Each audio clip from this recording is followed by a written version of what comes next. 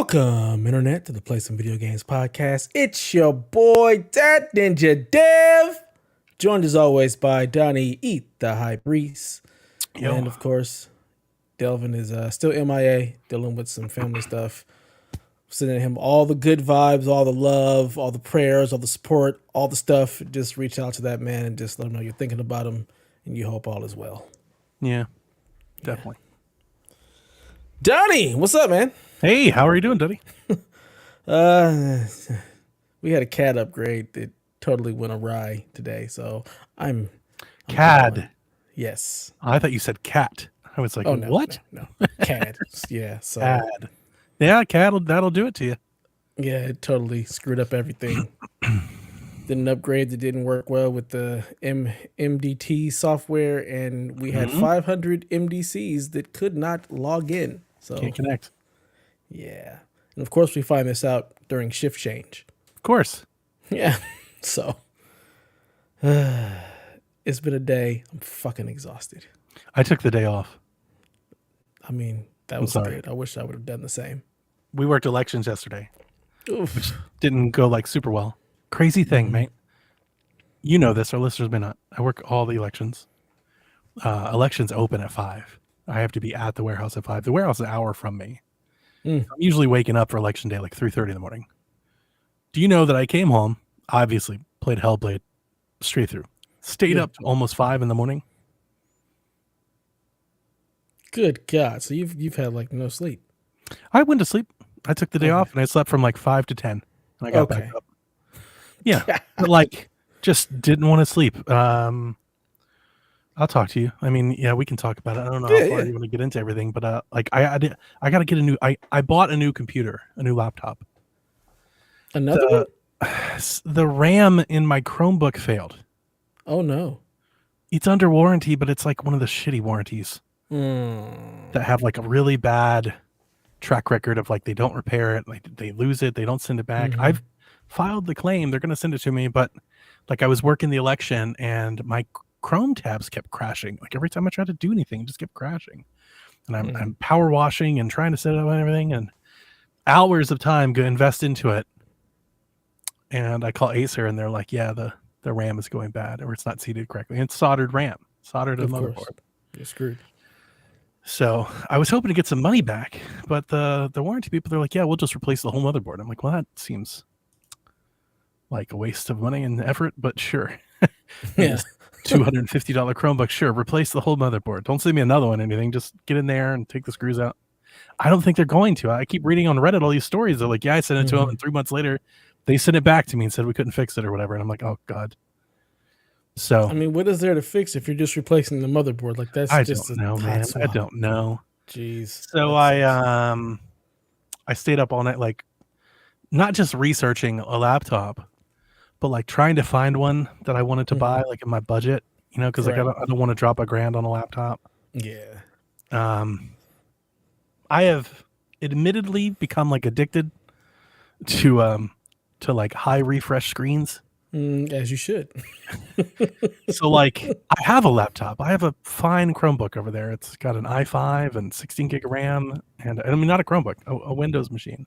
And like I want a Windows machine as like a daily carry. I don't think I want to do the Chromebook. And really? Yeah, it's for dumb reasons, but like I've run into several times where like I'm having trouble with like using Office 365 via the web, and I'm having issues like the click share at the building doesn't work in the Chrome, you know, like just little new stuff like I don't want to carry. So I want a laptop that has a really high refresh screen and at least 16 gigs of RAM, if not 24. You know, I don't really care too much about native gaming. It'd be nice, but like it doesn't matter. Right. Because I'm happy to cloud game and do ROMs and emulation stuff anyway. Anyway, long story short, I think I found a good one. It's a 15-inch gigabyte. I think it's got like a mobile 3060 in it. $400. Okay. All right. Yeah. I'm gonna go pick it up in the morning. 400. That seems pretty good. That's not bad. That's real good. What's the 16 gig RAM? Refresh rate of the screen? 144 hertz. There we go. Yeah. I don't think it's a bright screen. I think it's a pretty dim screen. So anyway, like my manic brain, when I wasn't like eating all of the Hellblade hype, my manic brain was looking at new machines and laptops. figuring Yeah. how to figure it out and what to do and all. I just generally was like up, like I'm not. I always say manic. I am. It's clinical. That's a real thing. I'm not Yes. like exaggerating. It's the real thing. Yeah. But like when I get that way, it's never like I'm never like, oh, I shouldn't be this way. It's just I'm like I'm not gonna sleep. I go sit in bed and I'm like I'm not gonna sleep. Yeah. I'm wired. Like my brain's kind of going. So that was me last night. I was just hanging out. So Wow. yeah, long story short, I took the day off instead. Like I was like, fuck it. Nice. I worked elections. I'm done. Not today. Hey, that makes perfect sense. Me, I like my sleep. I need my sleep. I've realized that if I don't get almost 8 hours, like I just feel like shit. Like I get grumpy with people. I get agitated and short with people. And I'm already not like the most welcoming, of bedside manners. Yeah, I get real bad with my kids, so I've been trying to actually go to bed at a decent hour, just so I'm not a complete asshole to my children because I'm already irritated from work related things, and then Yeah. I get home and I'm just like, I just put in 8 hours. I don't want to do stuff and go play with you, Hudson, because no. But I realize like it's just because I'm fucking tired. I gotta get more sleep. So Yeah, it's not their fault. yeah, yeah, So pretty good at the moment. Feeling good. nice. Well, I haven't played shit because I just haven't had time, and I've been trying to prioritize sleep. So, there was this game that came out this week called Hellblade 2. I mean, it's making all of the headway, all the ways, just good or bad, love it or hate it, it's out there. So, I know you played this game. I think straight through. You said, yeah. Straight through. I sat down and finished the whole thing. Couldn't stop. So why don't you give us some of your thoughts on Hellblade 2, minus all the bunch. rigmarole? I got a bunch. Got a bunch. He's got notes. Yeah. How do you want to do this? How do you want to thread this needle? You just let's start with just like your hype leading into it, and then just how you felt as you were playing, and then how you felt coming out of it before we get into all of the media surrounding it. That's good. Give me some structure. So going into it, has been documented in our podcast the last few weeks, is skeptical, hesitant. Mm-hmm. Yeah. It seemed like Xbox was really kind of sending this out to like get over it. I thought it'd be good. It's because I have a lot of faith in Ninja Theory. Yeah. But at the same time, it almost seemed like they just wanted to get past it. And I'm not talking about the lack of marketing, which I don't agree with. That's been like a trendy thing. Really sad. Hellblade's been marketed. Like I've seen the Hellblade stuff. I'm not sure what people mean by marketing. Like I'm not sure. Like, do you need a commercial on Amazon to account for marketing or whatnot? I think it just feels like they made more of a big deal of Redfall versus Hellblade. That I agree with. No, I agree with you. I do think they made a bigger deal of Redfall. But like I have seen people, they're like they'll point to I don't mean to like pull up. I wanted to pull it like a Nintendo game. I don't have a good one, but like a PlayStation, they point to like a Spider-Man or God of War or something. Mm-hmm. Those are gigantic games. They sell 15 million copies. Hellblade's a niche title. You know, I know it's a first-party release, and it's been, it was announced with the console. It's a niche game. It always was, and always, like, so. How much marketing do you want them to spend on something that at best is going to sell a few million copies? I think that's a part of like the marketing debate, but I think they've marketed very well, or not very well. I think they've marketed it plenty, and then maybe a better way of putting it. They've had 2 entire like showcases about it. Right. That's true. Both of those were not successful. You got people bitching about the game more than excited about it, but they had those events. They tweeted about it, right? Like they've done the market. They've had it exists. We know it's out there. It's coming. Exactly. So I worked elections. I came home, got home around 2:00, and I stayed clear of any reviews, any not impressions, because I shared reviews in the Discord. Just because that's what we do on marquee releases. I didn't read any of them, but like you see the headlines, you see the headlines and I tried to share like what I thought, like I always do, like this, but our listeners may not. I always try to share like an eclectic mix. Like I don't grab like I try to grab like the ones we know and love, Game Informer, Eurogamer, IGN, stuff like that. It's all IGN at this point. Yeah, good point. And I was like, okay, let's sit down to play. So. I turned all the lights off in my basement. I got my chair ready. I got my pillow ready. I got my drink ready. I curled up to the desk. I already had the game installed. I put on my headphones and I clicked play, and I just stayed there. And and started playing, and it was about maybe an hour in, maybe after like that first kind of like chapter segment, where I was like, they did the damn thing. Oh, buddy. Game is it's awesome. It's incredible. I like an hour into the game, I was like, holy shit. For a lot of different reasons, not just the visuals, which has been, I think, mainly the main topic of debate. But just loving it. It is in every way more than I think I ever could have imagined. Ooh, that's good. From the first game. And we talked about this for a long time, years at this point. I definitely think Hellblade 2 has been miscast, both by Xbox and by gaming folks. You know, it seems like for a lot of people, they really wanted this game to be something else. Right. You know, it's not. It's Hellblade. They want it to be God of War. It's not God of War. Yeah, I didn't want to say that, but like they want it to be a different game. They want it to be something else. And I have remained true to that. I want nothing of the sort. I wanted Hellblade. Like, I don't understand why you would think that if you played the first one, like, you know, it's not that. And as somebody who loves the first one, I wanted that. And I was so surprised, not surprised, but like, no, kind of surprised at how much it is it is Hellblade. Like, happily surprised? Yeah, like they just didn't really pleasantly surprised. They didn't alter it like really at all. Like it is just Hellblade. It's like the combat is very similar, the puzzles are very similar, what you're doing is very similar. Like all of it just feels right at home. And I was like, thank God, because like what I was afraid of is like I didn't want Senua suddenly like collecting swords or power orbs, or you know, like I didn't want them to do something like that to Hellblade. Like I wanted, just felt out of place for the game. Yeah, like I just wanted, like, leave it alone, and they did. Like it has yet to be Microsoftified, right? It's just Hellblade. That's nice. You know what's funny? Just to kind of tangent on that, it's the same game. It's the sequel. It's more of the same. It's that, and that sometimes is what you want when you go back to a game. And it just reminds me of all the people that were complaining about God of War being more God of War. It's like, what the fuck do you people expect? Yeah, like, I was thinking the same thing. You're in the same world. It's a continuation. It's gonna be the same game. So yeah, I was so into it and didn't stop. I played it straight through. I took a break for dinner. I took a break for bathroom breaks. I think I watched TikToks with my wife for about an hour. The whole time, just paused on my computer and came back down to the computer and just kept going. And I was like, I can't. It was very enthralling. I can't stop. Like, I don't want to finish this tomorrow, because that was the plan. The plan was like, I'm going to do 3 or 4 hours today.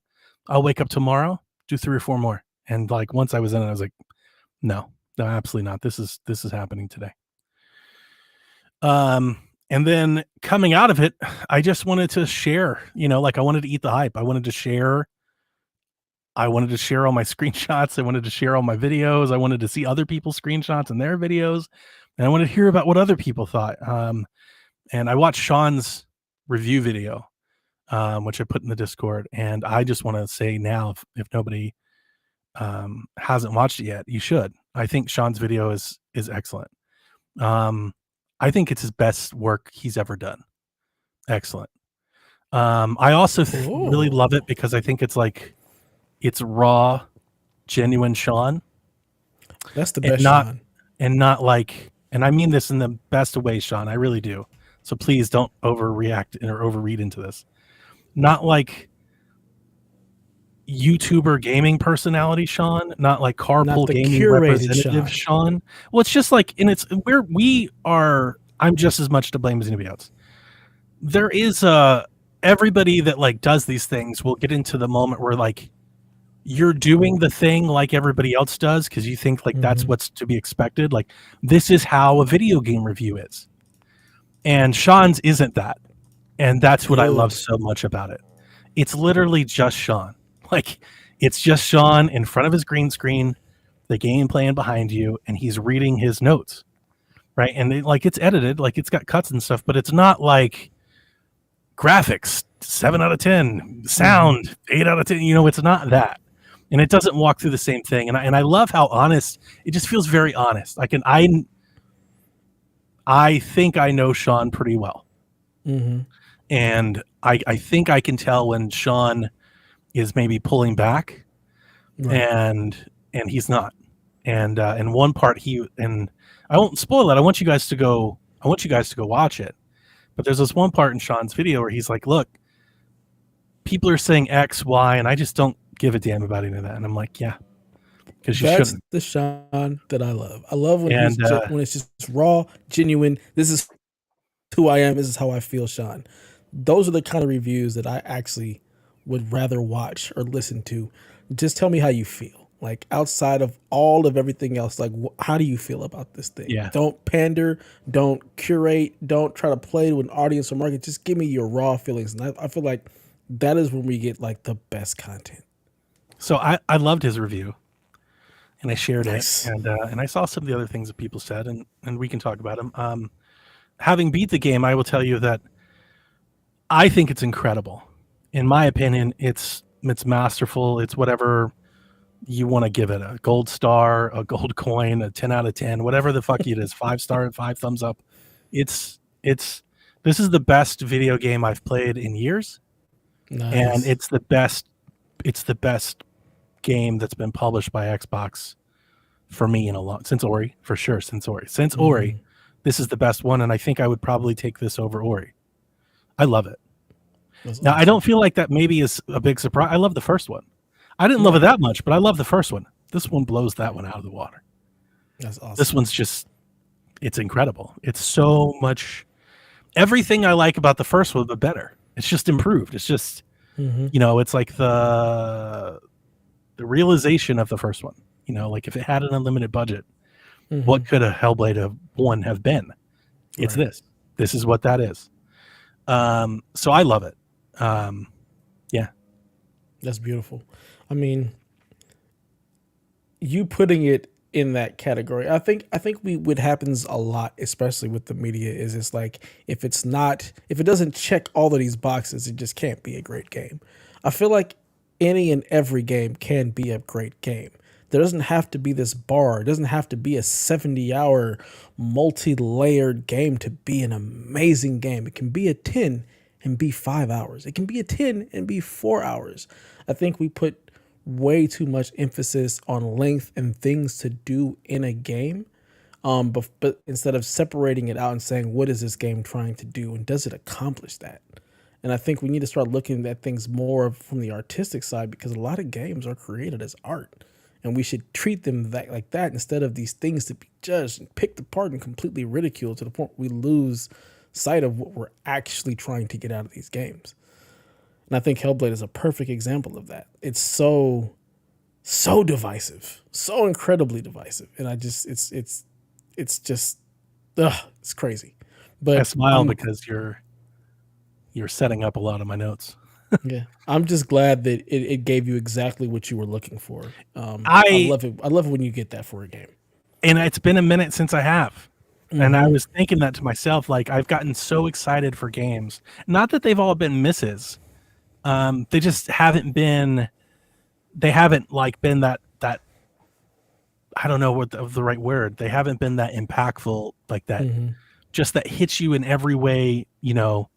That overwhelming sense of joy that you get from a game. Like I loved Tears of the Kingdom. It's a great game. I don't like it as much as Breath of the Wild. I've said that piece. It was a great game. I played it, but I wasn't like, this is amazeballs. I'm so excited. Like it wasn't that tent pole that moved me forward. I have these tent poles throughout my life, and these are like the seminal games of my makeup. I think of Gears, and I think of The Last of Us, and I think of Uncharted 4, and I think of Breath of the Wild, and I think of Wind Waker. Like these are games that are like part of my makeup as a gamer. Right. Hellblade 2 is one of those now. Like it's there. It's on that pedestal wherever it is. Like, ranking doesn't matter. It's just it's in that mix. When somebody asks me, Donnie, what are your favorite games? One of the first that's going to come to mind is going to be Hellblade. It's going to be Hellblade 2. I'm going to thank you. I'm like, oh man, Donnie, if I'm on an Xbox, what should I play? Ori and Hellblade. It's incredible. You've got to try them. I got a lot of notes I don't want to read them all because like I started writing down thoughts because I just had so many in my head today. Mm-hmm. I was like, I want to write these down so I don't remember them. And then I sat down and did that, and I wrote like 9 paragraphs. So I definitely don't want to read all of Woo! At some it. So point, we're gonna need to put you in front of a green screen and let you go. I'm not doing to do that, but I want to like maybe pick and choose, or maybe read a couple at a time and see if you want to bounce off any of these. But Okay. So the first game, Senua is in conflict with herself. It's an internal story of her battling her own inner demons, right? This game is very external. It's the opposite of that. This game is a hero's journey. And unlike video games that we've known forever, literally, when it comes to hero's journey, this is something we do in video games often. It's not so much about just becoming the hero, making new friends, becoming the hero, overcoming whatever the obstacle is. It's about the weight and guilt that she carries as she becomes the hero, the reluctance that comes with that. And then what those things do to her condition and how that impact. And that's like where the first game comes back. It's always haunting her. It's always there, right? So she has to deal with it and manifest in new ways. And I think that's incredibly creative as just writing. And creative is like one of the first things that I wanted to say about this, because we say often, and I'm going to try my best not to like just use this as a platform to counterpunch some other opinions, but I do want to, and this isn't meant to be a counterpunch, although I think it's going to sound like it.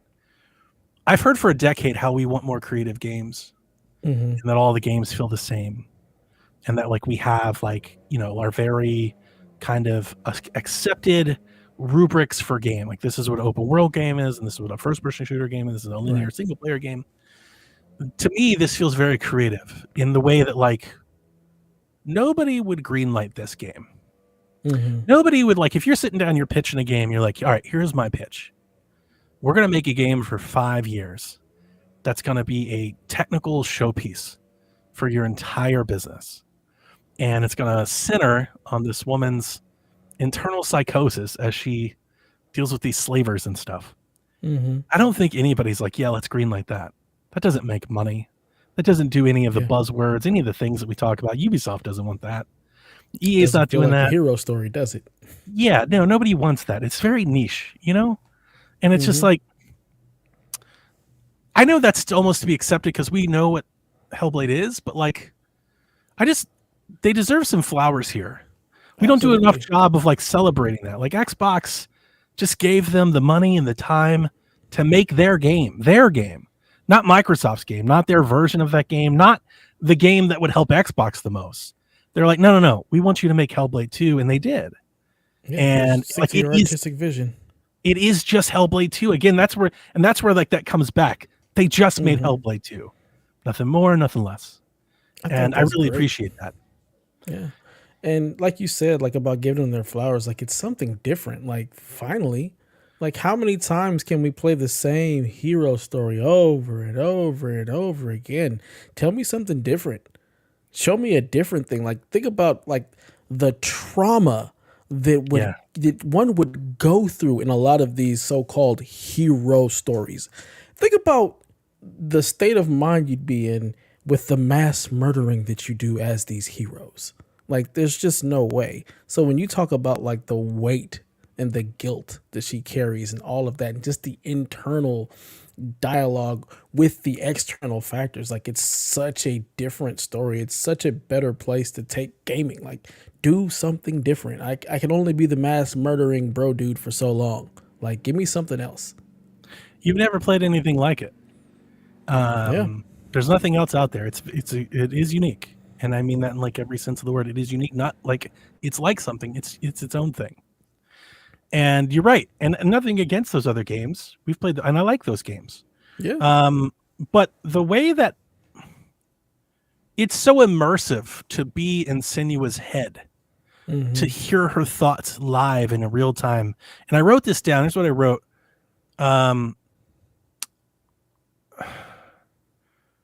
See, I'm going to make sure I find my place. I feel like it's conditioning the player. I almost feel like I'm in a trance that I react and I think like Senua does.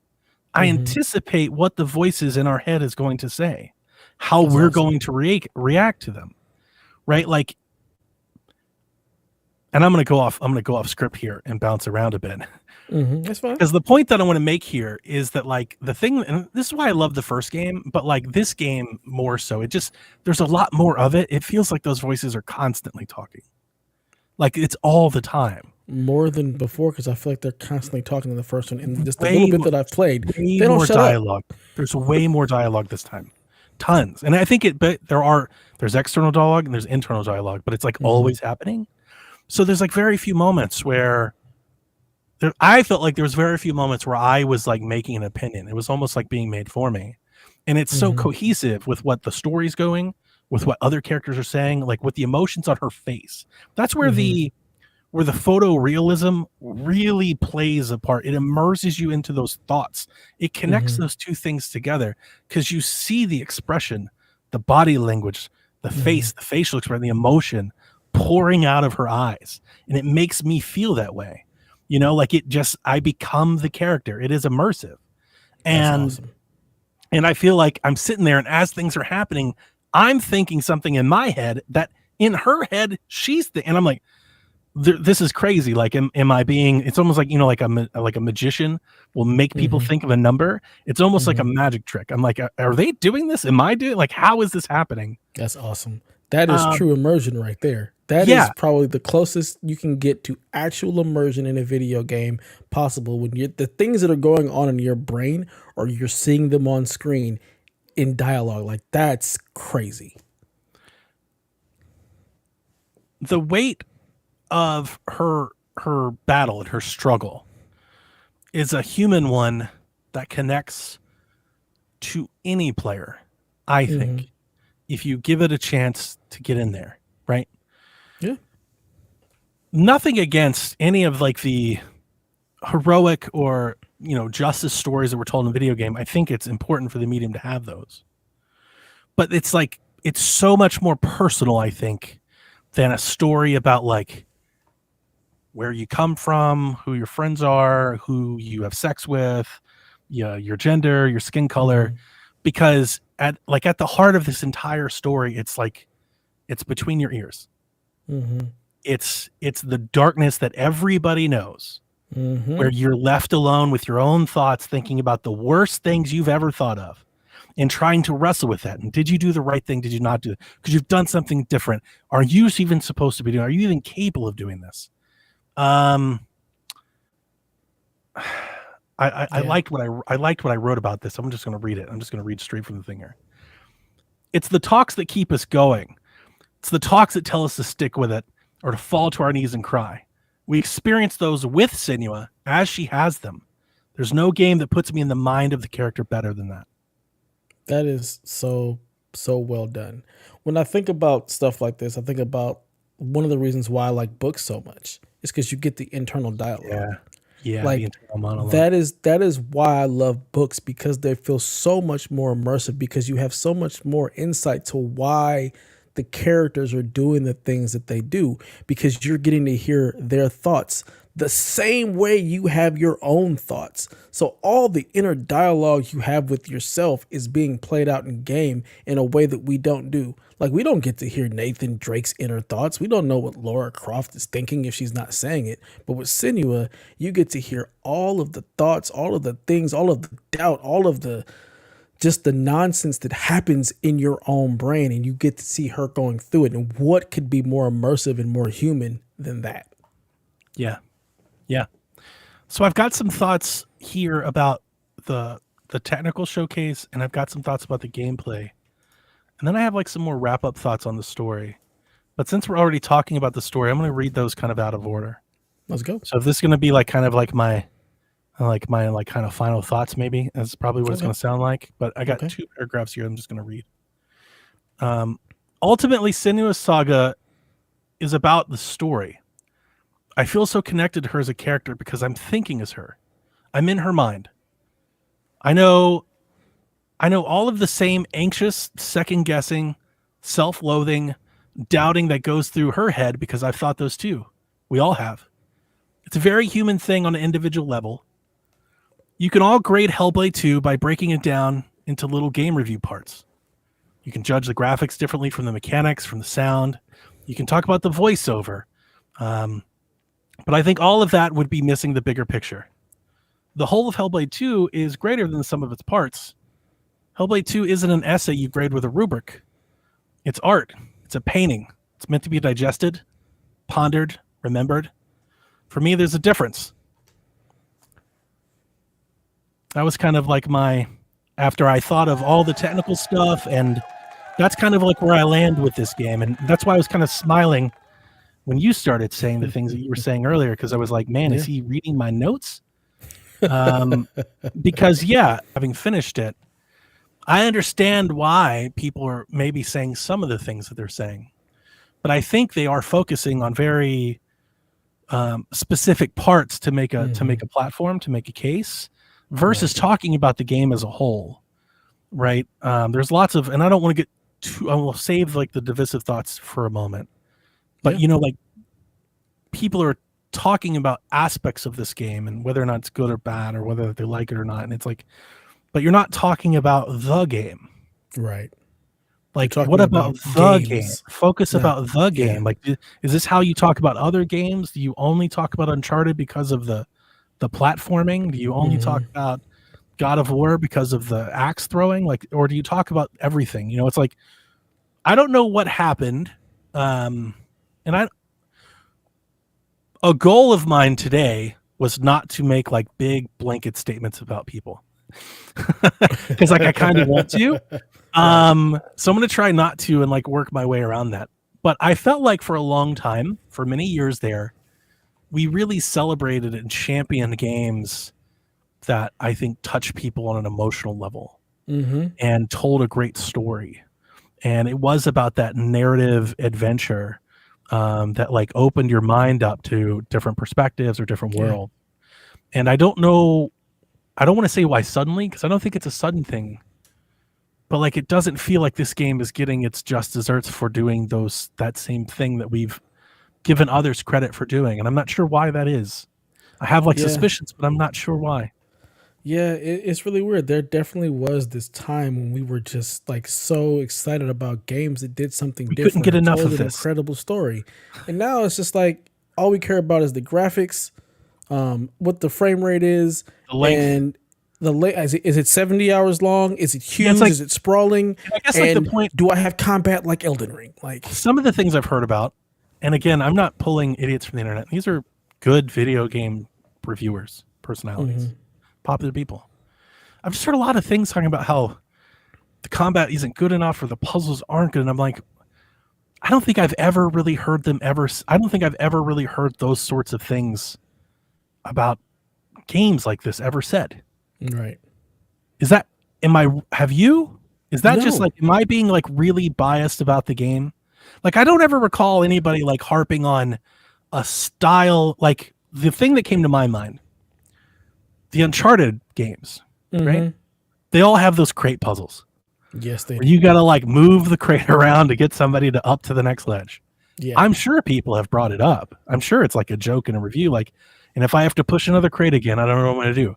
But nobody's like torn down an Uncharted game because it has crate puzzles. Not at all. Because the story and the character, like, you know what I'm saying? Like, that's kind of the greater point I'm trying to make. I find it very interesting that people are like, this is why it sucks. Yep. And I'm like, that's strange. That's weird. What's so funny is that's exactly how I feel about Uncharted. Like, for me, Uncharted's gameplay, I could take it or leave it. Like, I think most people literally playing the game just to get to the next cutscene because the story is so good. I don't care about the gameplay. Like, I'm having a good time and I'm in this world and I'm on this journey with these characters, and that is what excites me about the games. Like, y'all know me. I am a story-based gamer 1000%. Like, I want story over anything, and if you've got good gameplay, fantastic. But I'm here for the story. For me, Cyberpunk 2077 is more about the story than anything else. Like, that story and those characters just sucked me in to the point where, like Donnie, I want to just play that game nonstop. And to me, that is what is the true mark of a good game. When you are so invested in the game that you can't stop thinking about getting back to it. Outside of the gameplay, outside of whatever, like you're just so invested in this game that like you just want to get back to it. That's really what should be the mark of a good game for you personally. So Dev, technically, dude, it's fucking nuts. Like it's amazeballs. It's incredible. Not just how good it looks, because it's gorgeous, photorealistic, 4K, all the buzzwords. It's not just that.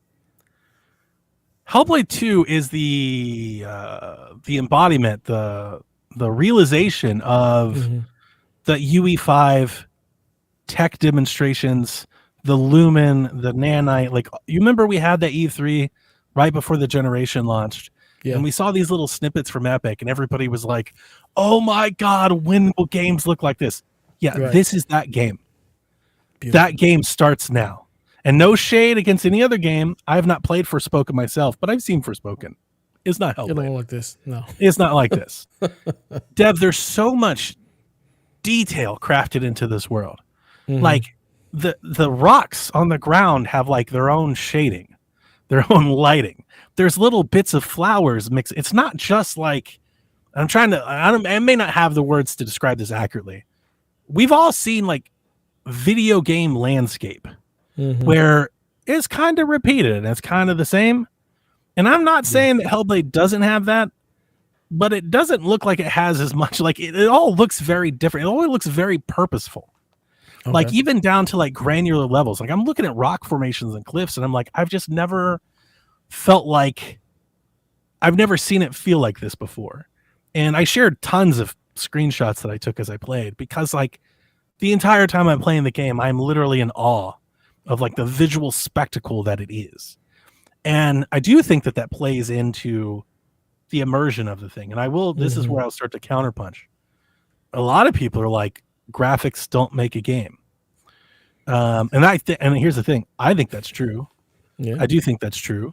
But at the same time, a lot of those people were excited about Lumen and Nanite and the Epic Showcase. And they are excited about when games do show off something. Like we talked about all the time when these consoles launch, people are like, when's that next gen experience? What does that look like? Right. One of the things I wrote down, and I was going to pick out of this little paragraph here. Speaking of like what happened, when did we stop being like really enamored and excited about like the camera zoom over the shoulder that changes like from cutscene to gameplay? Remember that used to be like an amazing thing that happened? Like, oh my God. Yeah. This game does that so seamlessly, Dev. There's so many times where I'm like, is this cut? I don't know. I like, am I playing it? Like, you try to move the controller. Like, I'm not even sure if I'm in control yet or not.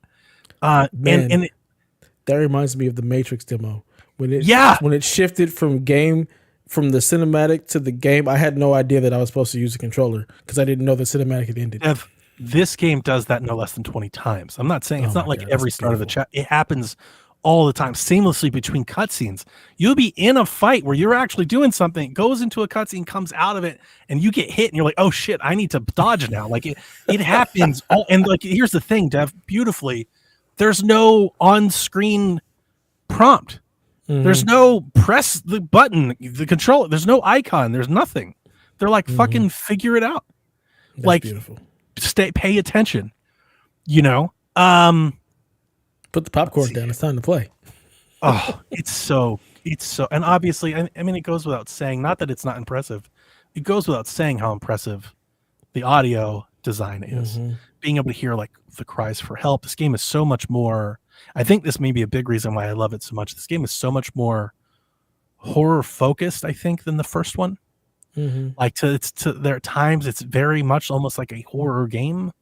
And I think the first one was too, but like different and more.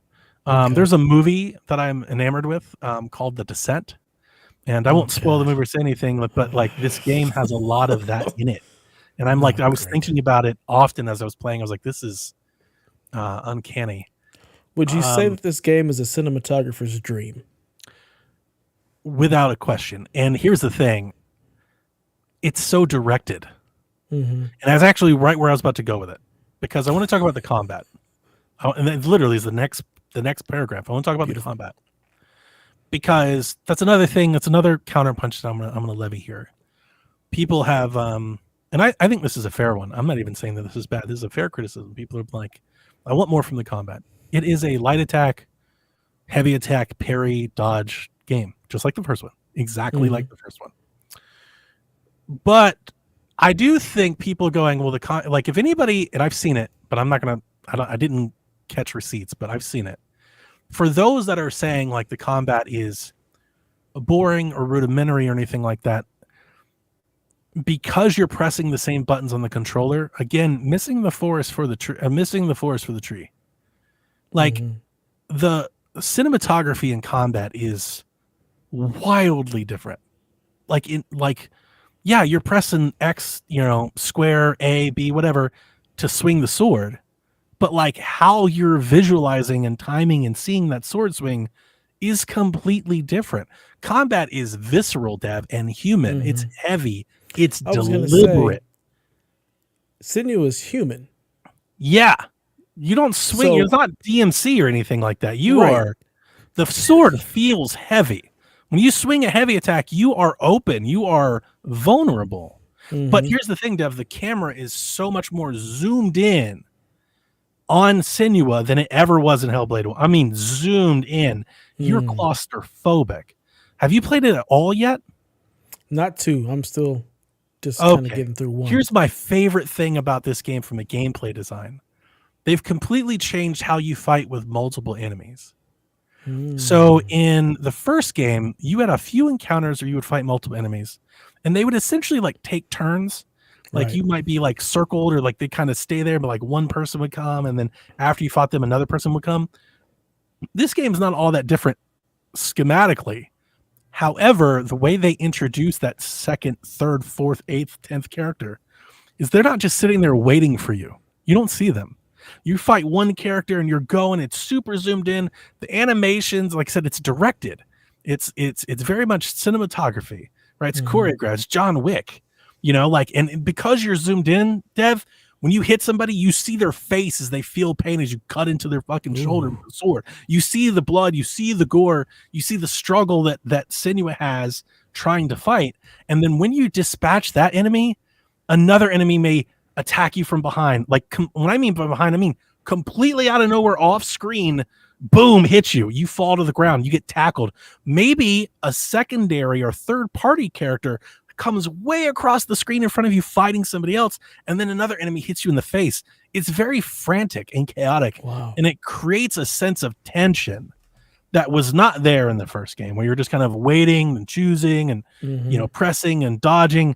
It's way more frantic than that in the second one, and it adds a world of difference to the combat. If you're like, it plays like the same one, it doesn't. Like you may press the same mad button. at this combat. This combat sounds fucking awesome. I loved it. And Dev, while I was playing it, I was like, Dev's going to love this. The parry window is way reduced than the first game. Let's go. Like it's way more like the parry is right there as you're about to get hit. So you've got to time those parries. And the enemies are different. There's an enemy, is enemy design like spoilery? You think people get mad if I told them?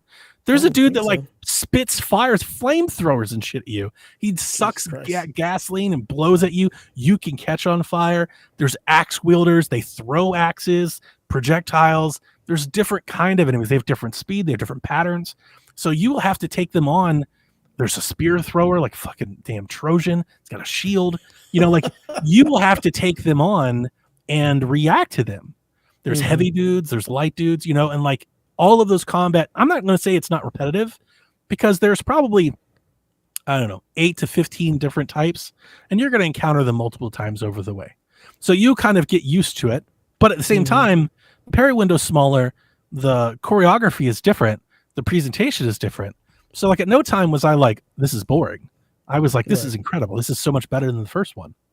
I'll never quite understand the complaints about like repetitive gameplay. Like every game is repetitive. Like they really just are. It's whether or not you like the gameplay loop. It has nothing to do with the repetition. It's the gameplay loop. Either you like it or you don't, because all games are repetitive as hell. Yeah. So those are all of my notes before we started talking about the reviews. Let's get into some of the divisiveness. I've done some of it. Mm-hmm. So there's a lot of people. I have some issues with the reviews, not because people have bad reviews. I don't care about the score. I could care less. Is really like how this game is being talked about that I think is troubling to me. Not just because somebody likes it, to be clear, not just because of that. But I want to read you. I wrote down, and you can just do this as exercise if you want. I went to YouTube. I typed in Hellblade 2 review, and on the front page, in the first 15 videos, here are the headlines that I got. Hellblade 2 is a pathetic excuse for a game. Jesus. Left me disappointed. A regressive disappointment. This one's good. It has over 600,000 views. Another AAA game disaster. Bafflingly disappointing. And then I just put this one there because I do like his podcast, but I'll shout him out. Jeff Gersman from the Jeff Gersman podcast, the Giant Bomb guy. I'm not sure if you ever follow him. I listened to him the other day, and he said it's a bad video game. Like he just said, this is a bad video game. One that he said he wasn't compelled to keep playing after an hour. He's like, I don't even want to play it anymore. I don't even want to interact with this. It's so bad. And that's like the rhetoric that like, that's the stuff I don't like. Not just because I like the game. It's not, I'm not trying to defend the game is the point I'm trying to make. It's like the rhetoric I think is bad. And it's almost like, it's like flippant. Trying to think of like irresponsible maybe is the word I'm looking for. God, yeah, I just put in Hellblade 2 review and got a lot of the same stuff. Just see, like, Jesus, I'm not crazy. Like, it's not like I'm angry that somebody gave this game a 6 or 7. Could care less, especially if you're making a good point. It's that this game is. It's the rhetoric that this game is terrible. You know, that's what I don't like. Because I think objectively, it's a good game. You know, for the reviews that are giving it 4s and 5, like, are you telling me it's worse than Anthem? It's worse than the Saints Row reboot? It's worse than Redfall? You think this game sits on the shelf next to Redfall? Because here's what I'm saying. And this goes back to the point I was saying earlier. If you're tearing this game apart because you don't like the sword swipe or the shape puzzles, and you're saying it's a 6 or 6.5 or a 4.5 or let me use one of these, a pathetic excuse for a game. If I was a listener of your channel or your content, I would think differently maybe about you as a reviewer. Because like it objectively is not that. It's a good game. I think it's an amazing game. You may think it's just an okay game. That's okay. But you can't tell me it's a bad game. Like I can't listen to that. That's an opinion I just don't think is acceptable. It sounds hot take. It sounds designed for attention. I understand that the algorithm rewards that. It's probably why we see so much of that on YouTube. But like, again, if I was a viewer or a listener of that outlet, I would immediately like ask myself, what did they think of the first Hellblade? What did they think of A Plague Tale? What did they think of Banishers? Did they like those games and not this one? Did they like the first Hellblade and not this one? Because it's more Hellblade. It's more of the same. It's prettier. It's different, but it's mostly the same. And then I would ask myself, if they did, what's changed? Yeah. Is it something this game has done, or is it the external factors, which I don't want to make this about because I think that's kind of the reason, but that like it's hard not to. It's hard not to address the elephant in the room. And the elephant in the room is that I think Hellblade is atoning for the sins of Xbox here. Which is asinine. It's carrying the weight of a console war. It's carrying the weight of a Tango. It's carrying the weight of a company. It's carrying the weight of Game Pass. It's carrying the weight of consolidation. I think there's all these other threads that may be at work here. And I'm not saying it is for everybody, because listen, if you just don't like the game, that's fine. Great. You don't like the game. Like I wouldn't argue with somebody that doesn't like the game. That's fine. But my question is, did you like the first one? Yeah. Do you like other similar games? Why this one and why now? Because the reason I say that, there are a lot of outlets that loved Hellblade 1. Like it was a darling. Yeah. Game of the year contender. Outlets loved it. and now they suddenly don't like Hellblade 2, and that's strange. And I It think doesn't make a whole lot of sense. it's okay to at least ask, like, it's okay to want some accountability there, or at least some understanding. Maybe understanding is a better word. I would want some understanding there. And I really wish we could take the whole "I don't like it" out of it, because just because you don't like something does not mean it's not great. Like, especially if you want to judge it as a Very game. well If said. we're going based off just game, whether you like it shouldn't matter. Like, does it do the things? Yeah. Like, and when you look at like I'm the totally Metacritic, fine with you not liking it, yeah, being a part of the review, to be honest with you. But I also think that like a game can be great and you not like it. yeah, absolutely. There's Like plenty you of don't great have games to I say don't like. the game is a regressive disappointment to prove you don't like it. Yeah, that's Like the just game can be good and you not like it. yeah. I Making don't that think your title is Hellblade. just so clickbaity. It I doesn't. don't It's not think helping anyone. Hellblade. I don't think Hellblade is for everyone. It's a walking sim with light action elements that's mostly focused on narrative. It's a narrative-based Look, game. man, I just created a new genre. It's called cinematic action adventure. That's what this is. Yeah, that's what It's a this new is. genre. But like, I love these games. I liked Banishers. I love Edith Finch. So like, to me, like, I don't understand. Again, going back to, I don't understand when we stopped liking these. Yeah, Is it when when a different company started making them for a different console? Because like, it's hard not to. I don't want to come off that way. It's hard not to. it's hard not Like, to. and Yeah, I hope you hear it in my voice. I think you do, Dev, but I hope our listeners know I'm being every bit as genuine as I can be when I say that. mm-hmm. It's not like Xbox podcast former host saying that. I'm not trying to console war. It's hard not to look at the totality of what's happening to this game, having played it, and not think that. Like, you're like, something's afoot here. Like, it is strange trying to connect the dots. Like, wait a minute. What's changed? What happened? And I said this last night in our Discord, and I think this will probably sum my thoughts up in total. Maybe we can move on. Or if you want to ask me more questions or say something else. But this is basically where I've been for a moment now with Xbox. And, you've heard it for the better part of a year, where I think maybe going third party might be in their best interest. Yeah, I think a game like this would get a different reception maybe if they did. And I hate that because of this. Yeah, I hate that, like, we are in a place, for whatever reason, it doesn't matter. We are in a place where that might be a factor, but I think it is a factor. Like, I think it's almost inarguably a factor here. Yeah. If this game was a day one game that showed up everywhere for everyone to play, I think the reception would be different. I think they would like it more. I still think you would hate Xbox for closing Tango and buying like, I still think that would happen, but like, the weight of the world isn't on the next Assassin's Creed game for Ubisoft. Nobody questions the direction and viability of an entire platform and publisher based on one release when Take-Two or EA release the next game. Like, Right. EA is not like, boy, we hope McElroy PGA Tour is good or we are fucking in this shit. But it feels like the chatter, the commentary, the story. Jeff has been doing the story of Xbox has been this for a few years now, where if this game doesn't single-handedly make up the gap in console sales and Game of the War of years and Metacritic points, then it is a complete and colossal failure.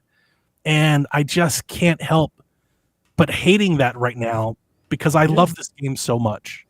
And it's a bummer. Ridiculous. It's a bummer when you're really into something. And it feels, I know this isn't true like globally. I'm not like whining about this, so don't take this the wrong way. There are people that love this game. It has good reviews too. Yeah. But it feels like the story of this game is how bad it is. And that puts you in a weird place. If you've never done it before, people, if you've never been on like the outside looking in on like, I love this. I have a few times.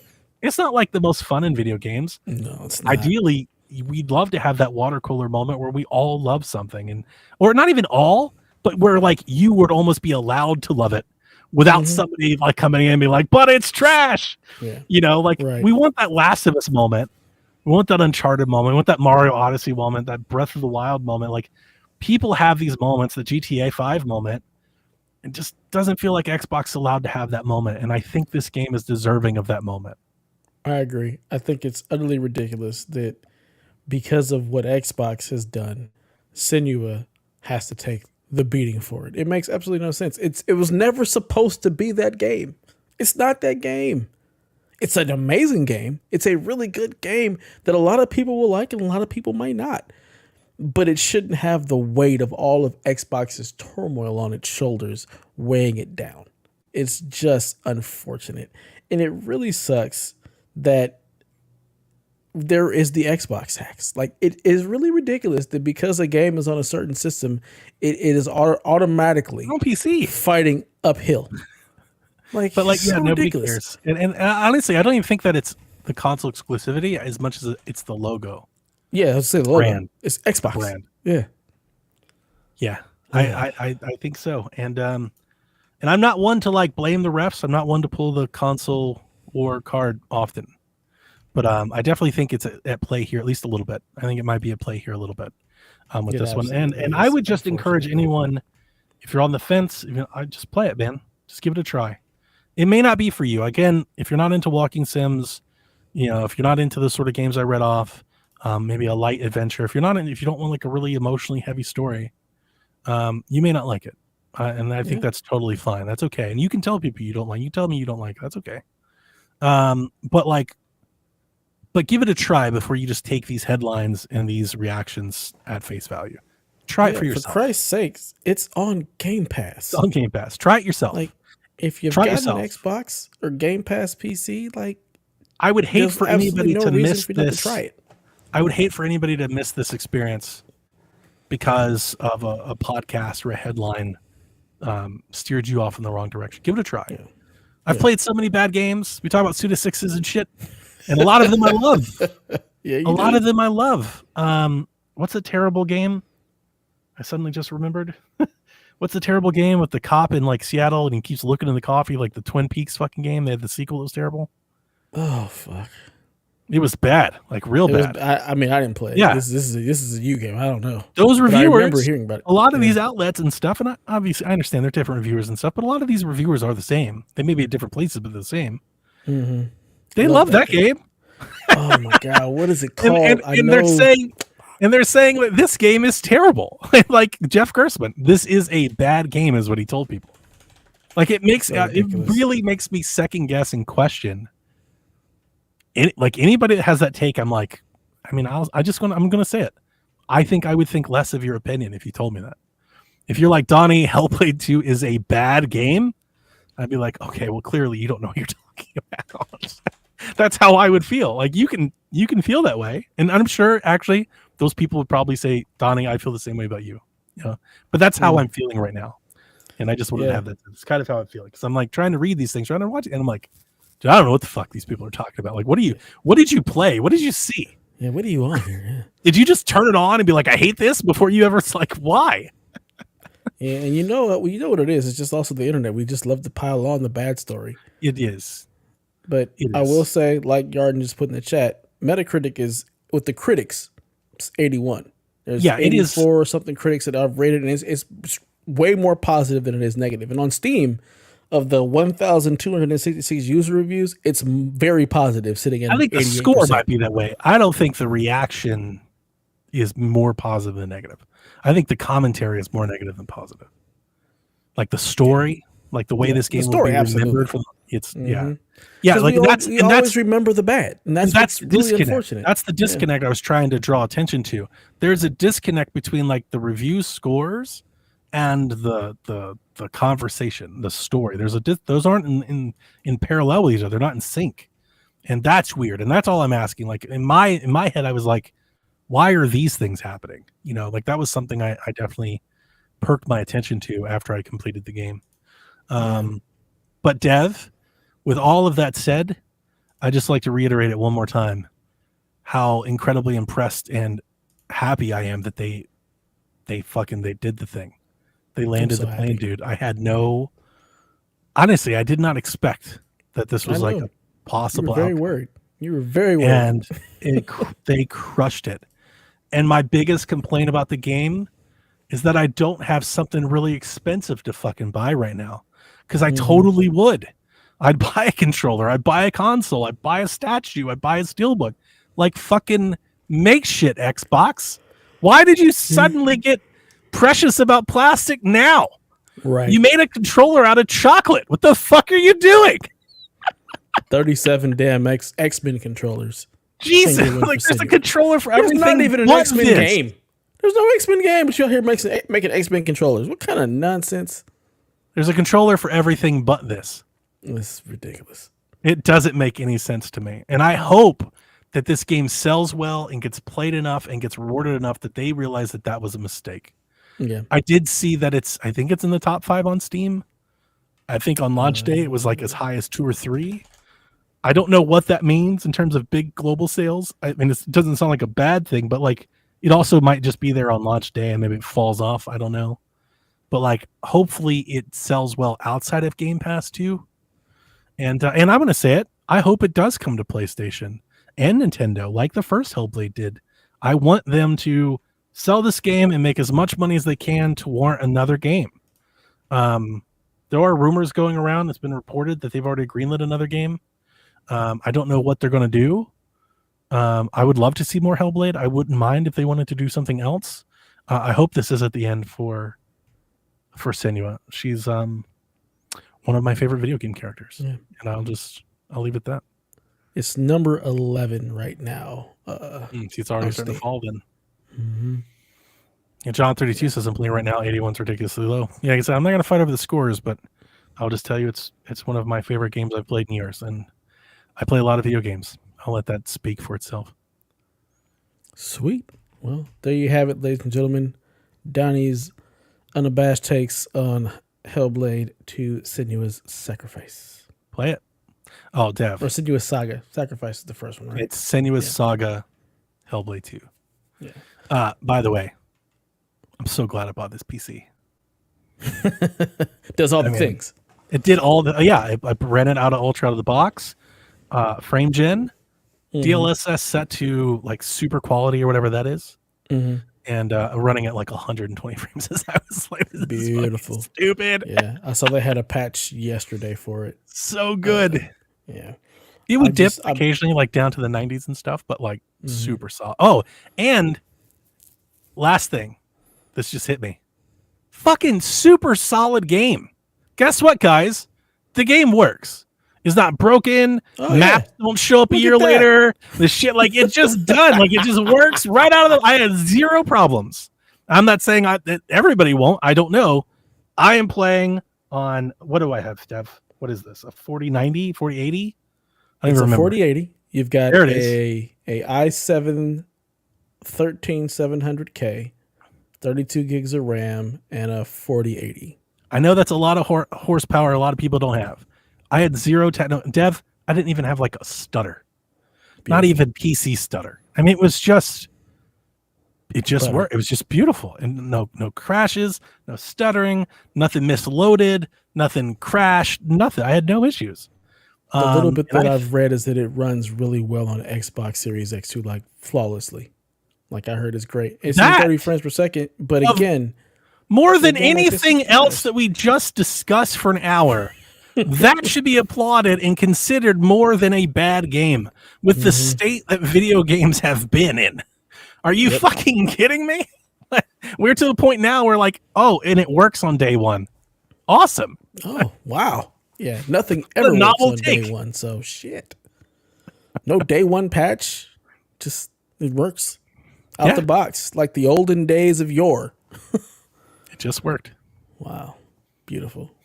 I'm excited to get into it when I get into it. It's going to be a while because I'm just busy, and then I've got vacation going to Cancun later in June. Be there when you're ready. So yeah, drop everything to play it. Yep, gonna play the first one because that one never ran well out of Game Pass. It just did not run on my system for whatever reason. But I did install it. The Steam version runs great. I've got no issues with it. Able to turn it all the way up to 10 on pretty much everything and get 80 plus frames. So I will finish that and then jump into part 2. But I'm excited. I love a good story. Give me all the I think you're craziness gonna in my like headphones. I'm very excited and almost scared because maybe I don't want to hype you up and maybe I miss. I hate to miss when I give you recommendations. I think you're gonna like the combat a lot. I'm here for it. I Like love I a was good thinking of you as soon as I started playing. I was like, oh, Dev's gonna like this a lot because love a I good was like, parry. this is kind of hard. I was like, Dev's gonna Yeah. like this a lot. There were a lot of times I was like, I kept blocking too early.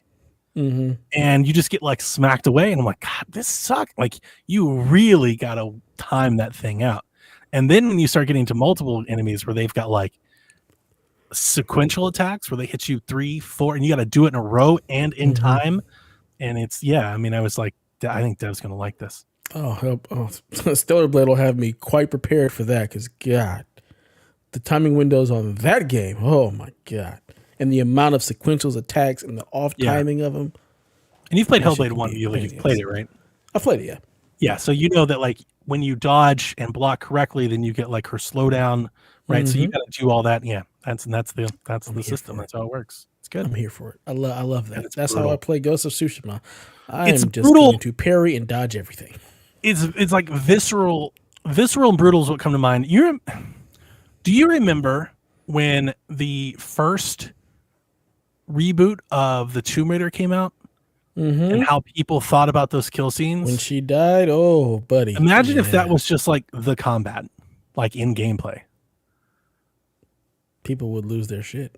Like that's what it feels like. Like that's what came to my mind as I was playing, and I'm seeing the blood and I'm seeing the hat. Like you feel it. You know what I'm saying? Like it's heavy, it's crunchy. It's more gory than Tomb Raider. Like Tomb Raider cuts before it gets too bad. Imagine if that was just gameplay. That's how the gameplay was. That's kind of like that's how I would describe what's happening here. Let's go. Let's go. It just adds a little bit more emotional weight to it. That's edge. Yeah. Let's go. A lot of it. It's good. Nice. All right, Donnie. I don't know how much news there is, but there is some fun stuff in here, so let's get into it. Yeah, and since we did so much Hellblade talk, let's get a little buffer here to kind of reset everything. Yeah. Hey PSVG, this is Jesse from The Last of Us Part 2. What's happening this week in video games? Thank you, Jesse. We got our EA college football trailer and our deets finally after a long road of documenting, chronicling what it was going to be. We now know that this game will come out and it will have Dynasty, Road to Glory, Ultimate Team, and Road to the College Football Playoff modes. So you'll be able to take your recruit from high school to the pros, or take a AA no-name team all the way to the national title if you want to. Let's go Mercer. Yeah, let's go Mercer. Road to Glory players will live the life of the student athlete. With creative players, you'll have the ability to manage your schedule, your GPA, and your overall image as you work to become the Heisman Trophy winner. I love this so much. You will also have manage to your GPA. How does that work? Yeah, they're going to give you like math questions. The square root of 9. You'll work to build your coach trust to get extra playing time, Dev, or even transfer if you aren't getting the time you feel you deserve. You can hit that portal. Hey, you better give me that starting job or I'm fucking out of here, okay? Oh my God, that's crazy. Home field advantage will return to the series. This isn't that surprising because Madden has this. But like this, your receiver routes will either disappear or the icons will get scrambled or they'll like shutter and change and all that. Teams will have traditional runouts, rivalry rituals. They'll have synchronized crowd chants. There'll be loudness meter in the game, which I love. I love that back then. That was an old thing, like in the early days. Those were the very early days. Yeah. It comes out July 19th. They are now over 13,000 players have signed on. Nice. And each team will have both a home and away jersey, as well as at least one alternate if they exist, with the promise that more might be coming post-launch. So I'm assuming they'll have some DLC things and things you can buy for extra editions and all that. Nice. The college football dream is back, ladies and gentlemen. Oh, I can't, very excited. For those of you who haven't been paying attention in our Discord, TPR is trying to start an online dynasty. So if anybody wants to get into the online dynasty and live out your glory days and take your team all the way to the title, hit up TPR. Him and Coach, I know, are all about that online dynasty stuff. So if you guys are interested, jump in and have a dynasty. I'd like to see who can get the title. Since this came out, some insiders have said that there will be no mascot mode. The guy at Insider Gaming that's been reporting on this, he says the gameplay will be much faster than Madden. Because I'm not gonna lie to you, when I saw the trailers, when I said the Discord, it looks like Madden. Like, and I'm okay with that. That's kind of what we thought maybe it was going to happen. And even if that was what was happening, I'm so happy it's back. I could care less. Madden's pretty good. It looked a lot like Madden, like the way the players looked when they were moving and stuff. I was like, that looks like what Madden looks like. He said there would be a noticeable difference in game speed, and he said that they have reworked animations to make the option a very strong focus of this game. And I'm like, perfect. That's because running the option in Madden sucks. Like, it's so because everybody's robotic. too fast. No, it's just robotic. The way like the players move and the way you make the read, it's very binary, and like I don't like that. Like, you want that college football feeling. It's got to be. I always describe it as arcadey. I don't know the best way of describing it, but like, arcadey is right because that's what they do in college football because the game speed of players is so drastically it should be fast different. and smooth, and you shouldn't be like, I read the defensive end, and based on what he does, I do it. Like, you should be able to but maybe I can get around him, maybe I can't, maybe I can. Yeah, that's what made those games differently, and I hope they get back to it. I hope they do, because it won't feel right if they don't. Look, I just need them to have a throwback mode and let me get Vic from Virginia Tech, and let me just tear things up. Well, they have the Madden Ultimate Team where they say they have legends and stuff come back. I mean, look, that was it wasn't my first experience. The Ultimate Team's going to make them so much money. Dude, it's going to print money. Ridiculous amounts. Especially if they can actually get legends. And I mean, they should be able to pay them. If you get like Archie Griffin and OJ and Vic and shit, like, people are going to go bananas. I don't know if they can, but if they can, Reggie Bush and Leinart and shit, like those dynasty type players, the U. Yeah. You get the 2000 U, get the Hurricanes in there, like, people were going to go fucking nuts. I got to imagine it shouldn't be that hard to strike that deal when you already have ends with the NFLPA. Yeah, you could just like add money to it. Like, let's just figure this out, get these legends in here and do more with the game. I would, if it were me, I would roll them out like in special promotions. So I could do them like team by team. I'd be like, this month, 94 Colorado, baby, let's go. Yeah. And like roll out the U and then roll out the Ohio State. Like, I would make it a thing. Do it like they do with the seasons in Madden, because every season in Madden is like a different type of a different team, a different era. So do the same thing. I'm not going to play it, but it could be big. I know. I'm never going to touch it, but it could be big. He's like, look, I'm going to be Mercer until I get the Ohio State job, then I'm going to trounce everybody. I usually take multiple jobs on my way. I always have a plan. It's amazing how many times I've played the relatively same path. I kind of do it. It's just habitual, I guess. I will create my alma mater on the team builder. That's a thing team builder's back. Yeah, team builder. We'll be able to build a team on the website and import them into the game. So I will create Mercer whenever that opens. I will start there. I'm going to throw them in the Sun Belt or something. And then what I usually try to do is to take a job in every conference before I take the Ohio State job. So like, I'll do my West Coast stint, I'll do my like Midwest stint, and then so what I usually like to do is I like to go from my starting job to the MAC. Like, that's first. Go to Bowling Green or Toledo or something, and then take that job to like my first Power 5 job. So I go to like Colorado or Washington State or some shit, Wake Forest, and then work your way up from there. Nice. So the hard part, though, is I never take another Big Ten job until Ohio State. And that's becoming problematic because there's so many damn schools. Because I usually do take the Oregon job or the Washington job or the Nebraska job, and all those jobs are now in there. So, yeah, it's the Big 25. It's ridiculous. Yeah, it's funny. Take-Two CEO Strauss Zelnick said that he's highly confident of hitting Grand Theft Auto 6's recently announced launch window of fall 2025. So confident he went on CNBC to talk about how confident they are that game's going to hit next year in their internals last week. So, Dev, the question is, do you believe him? Yeah, I actually do. Only because I feel like they've been letting this one cook for a while. And apparently they had a $25 billion loss or some nonsense I saw. So I think they've been letting this one cook for a while. We got the teaser. It all leaked. We saw that. Yeah. So they have been working on it a long time. They've been working on it. So I think crazy fact. The last new GTA game, GTA 5, released longer ago than the last NCAA football. Yeah. 2013, right? Isn't that wild? insane. It's absolutely insane that We're we've been talking about playing like GTA college football's 5. back, and it's like we should be more excited that GTA is back. It's been Right. longer. So yeah, for me, it feels like there's absolutely no reason they shouldn't be able to hit that date. The fact that like they've been able to let this cook and gestate for as long as it has, learn the ups and downs with GTA Online. I feel like it's going to be a banger. I feel like it is going to be the next gen experience that everybody has been looking for. We'll see if it melts these consoles or not, because that's going to be interesting. Yeah, But I do believe it'll be out next year. I mostly want to agree with you. I think you're spot on the right path, and I think that's probably the plan. I'm still going to say until they announce the release, like the pre-order, the date, and all that, I'm just going to factor in a delay. It's just what they do. They almost always do it. So I'm still going to say maybe it's a slight push. Maybe it's like January, like maybe What just did a they little say? bit of a. Fall 2025. I think that's what they said. Fall 2025. I'm pretty sure. Maybe a year from this fall. So, Yep.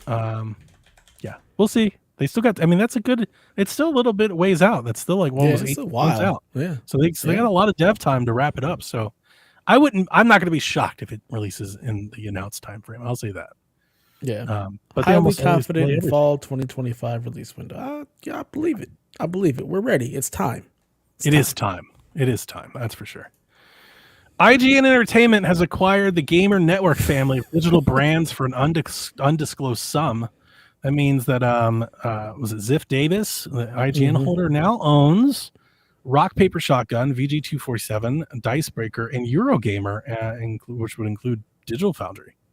Let's see, Push Square, Outside Xbox, Pure, like a bunch. They own gaming media. They own gaming media basically. Pretty much weird. What's the end game for that? Why? I don't know. I was so like, this didn't make any sense to me. Like when they always talk about how games media is dying, like all of that stuff is like kind of going away. Like, why are you acquiring it all? Like, why would you buy more of it? Especially when you're the leader. Why would you buy more of it instead of letting them go out of business? I'm confused. I really don't. Consolidate talent? I have no idea. Yeah. I'm a bit bummed. I shouldn't be, because I don't really have a reason to. They haven't like announced anything yet, but I mean, we've seen it more than enough. Consolidation usually, I mean, acquisition usually follows consolidation, and I would imagine there's gonna be some of that here. I don't really consume a bunch of that stuff. Me either. Outside of Eurogamer, I'm probably a weekly user of Eurogamer. I use them a lot for our notes. I really like Eurogamer. Me too. Not necessarily for the staff. I really enjoy the website. I like the way it looks and the way it's laid out, and it doesn't seem to be as like noisy or entertainment ridden and stuff as like IGN's is and stuff. Like I haven't really used the IGN website in a long time. Me either. So I don't want to see one of the websites that I do like turn into that, but I don't know. We'll see what they do. Yeah, it's really weird. Digital Foundry said they won't be affected in any way, but we'll see. But yeah, I also like Eurogamer. I like Eurogamer. I like Digital Foundry. I would hate to see them become more like an IGN. Like, no, thank you. We already have that. So could you see them like Digital Foundry stuff being put into IGN, like either cross publishing, or like they just become an IGN sort of property? I hope not. I could see that. I could totally see that. Let's buff the IGN stuff with the Digital Foundry and Eurogamer. Take good stuff from Eurogamer and put it over here. I could see that. Yeah. I wonder. It's weird because it's a media company. I mean, they're already kind of doing. Is this maybe an attempt to set them up to maybe start doing like live events? Like, could they become like a conference brand, like a? I like mean, a PAX or something? IGN they have IGN Live, but like on a bigger way. Maybe. I just, because if they consolidate a lot of the media, then maybe it gives them a little bit more stroke to work with publishers, like maybe take on that role that Jeff Keighley seems to be serving. Like maybe they can be a bigger player in that arena. Maybe. maybe. Look, if it brings back E3, like an actual E3, I'm here for it. But I don't know, man. I just have to see what happens. I don't know. I have no idea where this may go, what it may turn into. It's just a really weird time. It's a really weird time in media. I'm really surprised we still have, I'm gonna quote unquote traditional games media that they make money running a website about video games that gets ads. And the reason I say that is there's so many fan started resources that do such a great job. Mm-hmm. Like the idea that you would have like a corporate payroll for something like that is kind of, it feels like not with the times. Like I'm like, it doesn't seem. I don't feel like anybody reads sustainable. Like a lot of people they'd rather watch a video. So like, well, it's YouTube, it's Twitter, it's social media. Like nobody's really doing blogs. Nobody's going to the website to read the articles. Like they're waiting for the YouTube hit. So I mean, I guess that's probably a big part of like IGN. YouTube is probably a big part of their traffic, their money. Do you remember for the longest time, like IGN wouldn't put any of their video content on YouTube? They all had like their own embedded player with their own ads. Yep. That's when I stopped watching IGN. Like probably like everybody else. I was like, well, I'm not going to do this anymore because I'm not going to sit here and watch this shit. I have YouTube Premium. Why would I do that? Yeah. So we'll see what happens. Prince of Persia's second free update is out already. It's got boss rush and attack modes and new outfit and stuff. So if you wanted to see that, you can go do that. Windows Central said that Ninja Theory's new game has been greenlit. One person, some leaker on Reddit, said it reportedly it's Hellblade 3. Seen other people say it's a new project. I don't know. I don't even know if that, like, how much to believe that or be excited about it, because they were all there celebrating with Tango like 6 months ago. Right. So, like, we'll see. I don't know what the hell y'all doing, Xbox. I can't trust y'all right now. Y'all leave a lot of trust to be desired at this point. Yeah. Shift Up confirmed that it's looking into bringing Stellar Blade to PC, as well as developing a sequel based on how well the game is selling so far. The game's great. That game is fucking great. Microsoft has demonstrated how Copilot AI may be soon able to help players with games in real time. And Dev, I'm torn on this. I'm going to shit on it, and I'm going to say it reluctantly because there is an accessibility issue here that I think is great. Like, wholeheartedly. There's something here about in that realm, through that lens, this is great news. Yeah. There's also I've used Bing and I've used Edge and I have witnessed what the length that Microsoft has taken to insert Copilot into my life. And I can't fucking stand the idea of them putting this on a console. And I mean this in every bit of the way. More so than Game Pass going up, more so than studios being shuttered or games being canceled. Them forcing Copilot into my Xbox experience might be the straw that breaks the camel's back. I have literally stopped using Edge, a browser I've used for the better part of a decade. I have stopped using Bing, a search engine that I get paid to use, because of the Copilot bullshit that they've been putting. I'm like, I can't stand this anymore. F it. I'll go back to Chrome. Like, it's so heavy-handed that like I'm going to open a tab, but my mouse just goes over the Copilot icon on my way, and Copilot takes over half of my screen. And I'm like, oh my God, it starts typing. I'm like, shut the fuck up. Oh, no. I hate you. And you can't disable it. And that's where I would be. If they try to do some Cortana shit with Copilot that I can't disable, Dev, I'm out. Like, that's it. That'll be it for me. I'm like, I'm done with it. I'm not using this anymore. Yeah. No, thank you. Keep that crap out of my games. I don't need it. Like, let me just play the game. I get the accessibility thing, but like the way Microsoft heavy-handedly drops it in is not cool. Did you see their whole little keynote was all AI?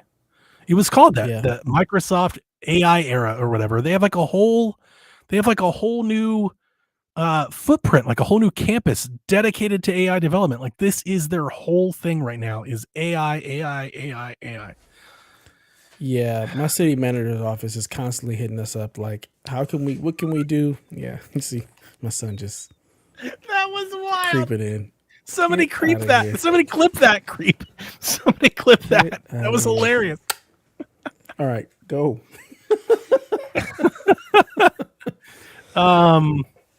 Yeah, I don't. You remember? You don't remember because you didn't play it, but everybody hated Navi in Ocarina of Time. Navi, the I little played fairy. Ocarina of Time. I know who Hey, Navi is. hey, listen, hey. Yeah, That's all I hear when I hear AI come into I'm like, oh my god. dude. Same. But yeah, my city manager's always like, "How can we get AI?" I'm like, dude, we can't even get things working properly. Stop with this AI nonsense. Like, we are not there yet. Get it out of my life. Get out of my trying to take consoles. our No, jobs. thank you. Right. That's all it is. No. For not everything, but for a lot of, especially like city managers and executives, they're like, how can we reduce labor? Like, how can we put AI in this stuff? So I don't like ridiculous. I don't like it at all. No, thank you.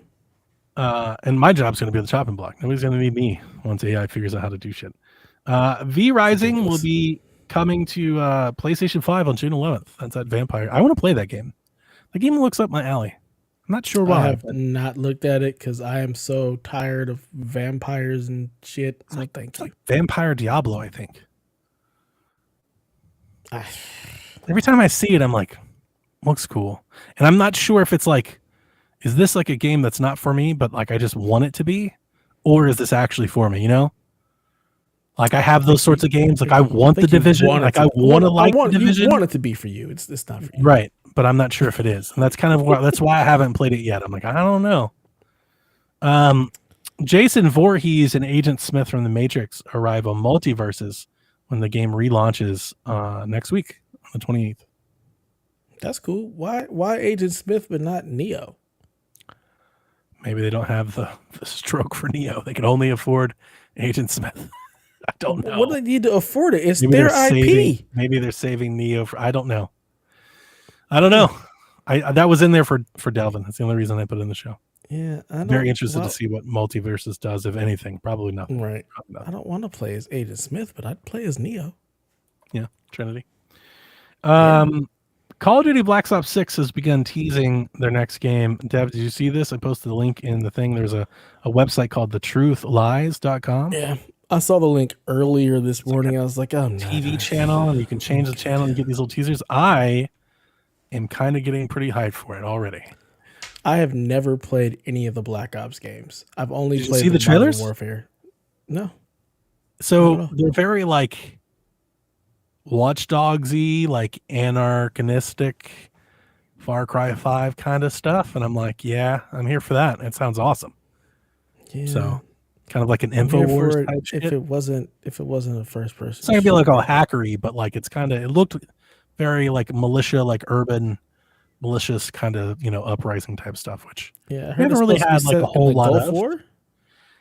It's supposed to be set like in the Gulf. I don't know if it's in the Gulf War era, but like I think it's supposed to be set in the Gulf area. Okay. I don't know yet. That was the rumors. There'd be something. Because last one was what, Cold War? Cold War. Last Black Ops. Yeah. And I like that one, Kurt Russell Black Ops. It's too short.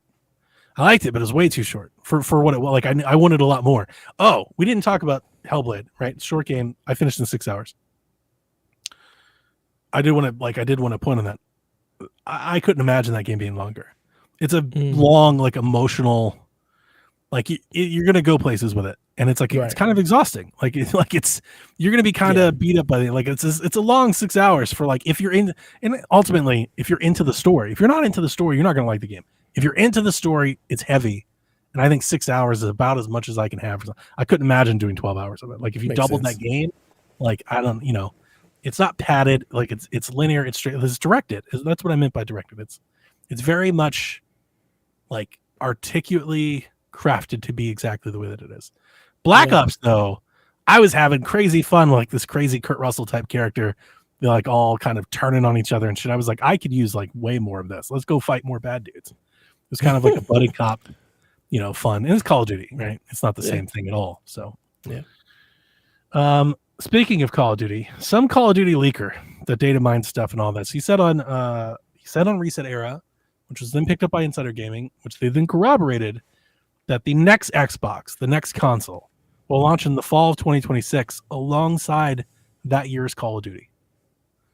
So interesting. the landscape that we're currently looking at based on rumors could all be completely false, so take with a tiny grain of salt. PlayStation 5 Pro launches this fall. Next generation Xbox launches next fall.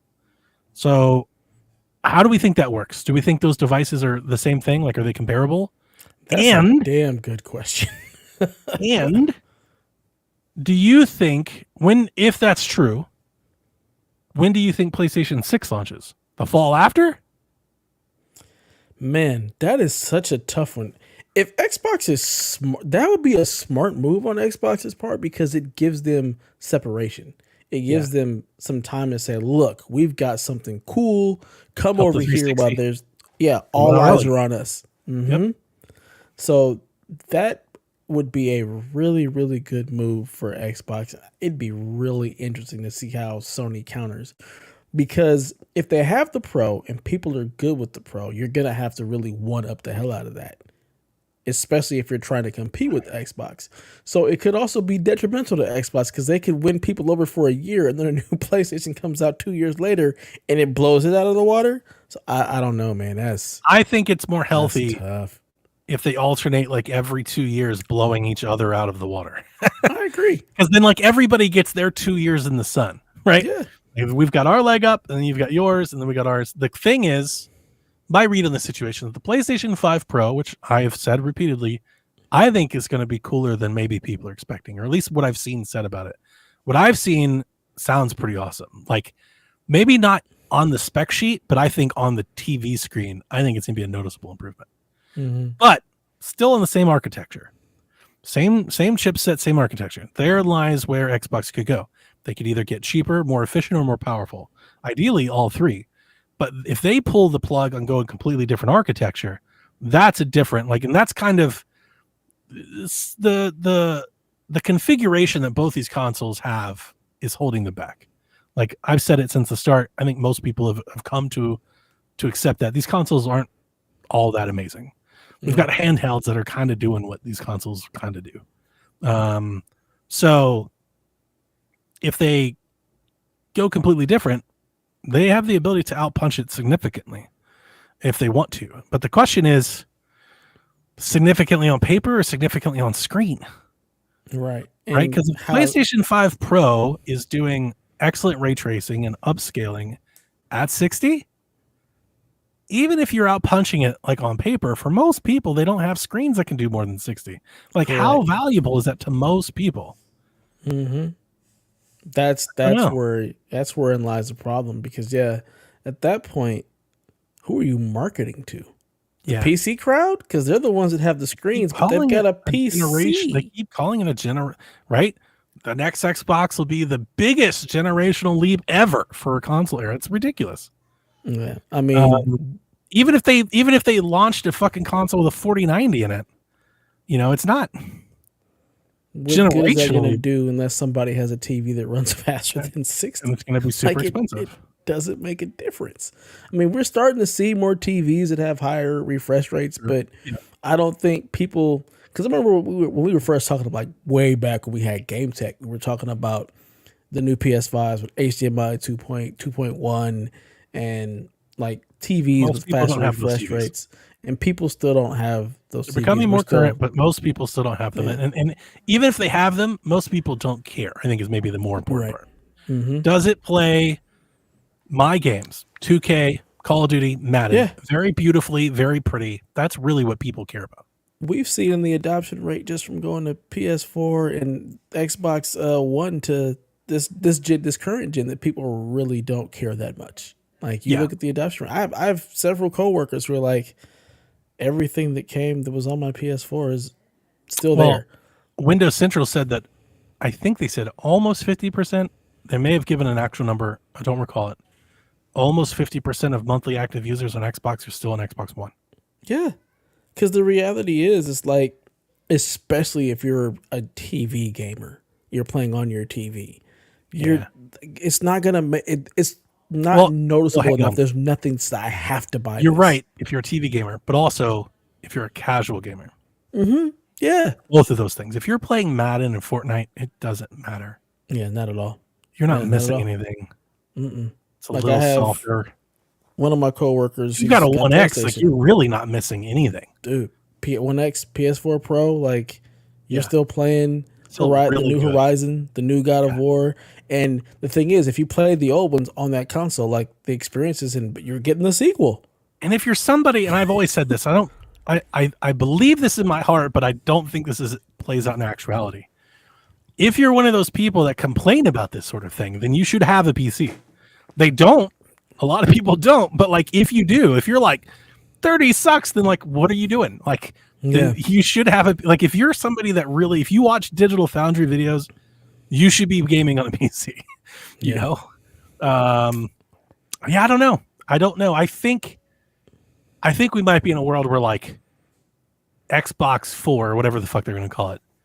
Let's say it's like, I don't know. I'm going to pull a thing out of my fucking ass. It's 30% better, faster than the PS5 Pro. Mm-hmm. Like on screen for most third-party games, you put them side by side, is it the same? Yeah, my TV didn't improve, especially so for most games. Like if you exclude first-party game, like take the showcases out of it. Mm-hmm. Just give it to me straight. Let's do FIFA, Call of Duty, and Madden side by side, and Fortnite on both of those two things. Like even if the Xbox is like better, it's a better GPU, better CPU, better across the board. On the screen when you're actually playing it, is probably be roughly about the same.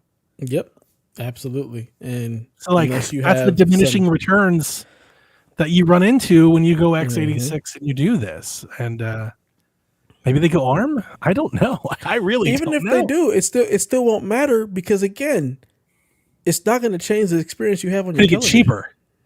It'll make it cheaper, sure. So you have maybe you're a little bit less worried about the price. They come out with like a better console that's like $300. Like they see that's I'm trying to think like where does it get different? How can they get different? Can they get different?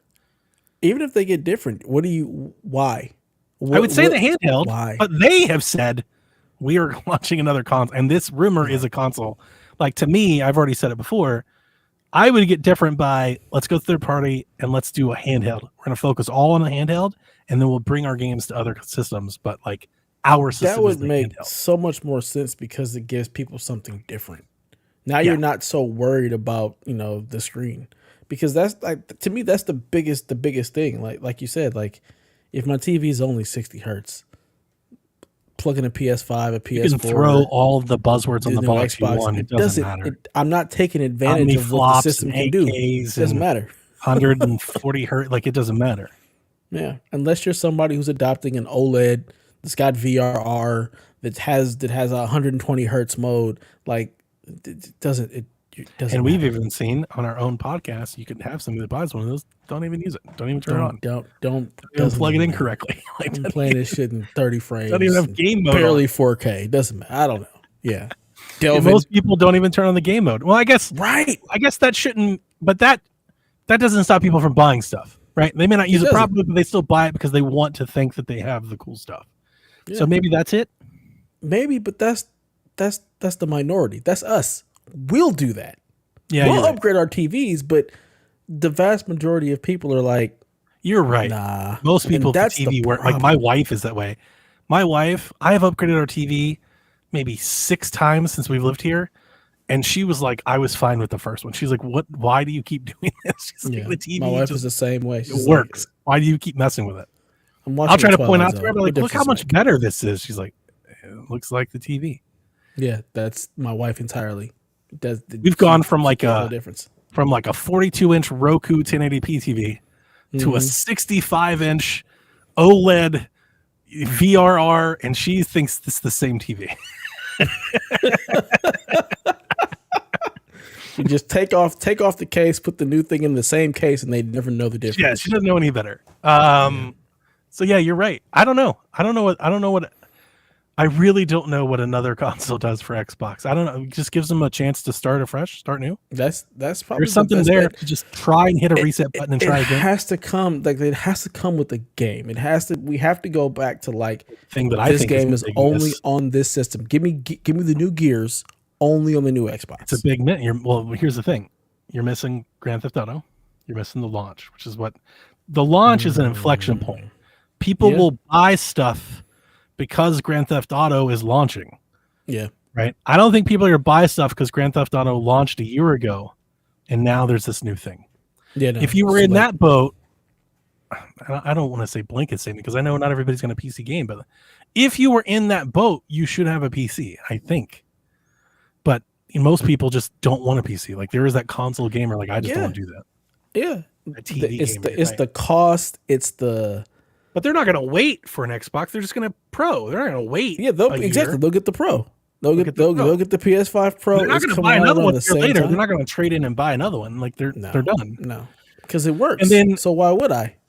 And then the leakers like it launches next to Call of Duty. It's like, so what? Call of Duty is on everything. Right. Exactly. Call of Duty is not going to move a brand new console when it's not doing anything different. It's Call of Duty. I'm telling you, man, it's weird. It is. It is really weird. Pull the plug. Just put all the things everywhere. Again, like make a handheld with the game. You can still have hardware. Make a handheld and still have a console. Make a handheld and leave the consoles to PlayStation and Nintendo. And then put your games everywhere. And here's the thing: make an awesome hardware. Like make an awesome handheld. Yeah. Like go kick the Steam Deck's ass. Go do that. Mm-hmm. I think you can. Yeah. What's the cost though? What's the cost there? That's the other thing. So if it were me, and if I was making a console, if I was making another console, if I'm an Xbox and Phil Spencer walks in the door and he goes, Sadia says we're making another console. If I was in that room, I would make it expensive as fuck. Mm-hmm. I would look at it and go, look, we're not going to sell that many anyway. Yeah. Our market's a boutique. We're only going to sell at best. Dev, have you realized that the Xbox Series X console is going to sell significantly less than the Xbox One? Mm-hmm. Does that blow your mind? That blows my mind. The Series X is so much fucking better than the Xbox One. Like the whole generation. Think of the generation the Xbox One was in.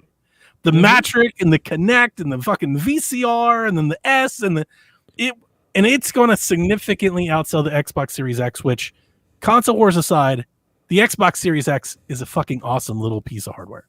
Like it's a good console. Plays games good. It's got good stuff. Got good OS. Like it's good. It's better. It's better than the Xbox One, I think, in every conceivable way. And it's going to sell maybe half. And that blows my mind. It would blow my mind too if they didn't tout like Xbox anywhere. Just get a system and all of our games are there. Yeah, I think they shot themselves in the foot with that, and also just the whole cross-gen gaming, like everything being, it just fucking tanked them.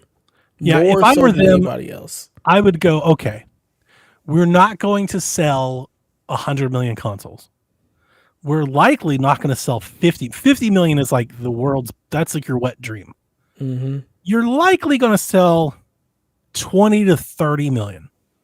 So in my head, I go, let's make the best hardware we can for our 25 million most devout fans.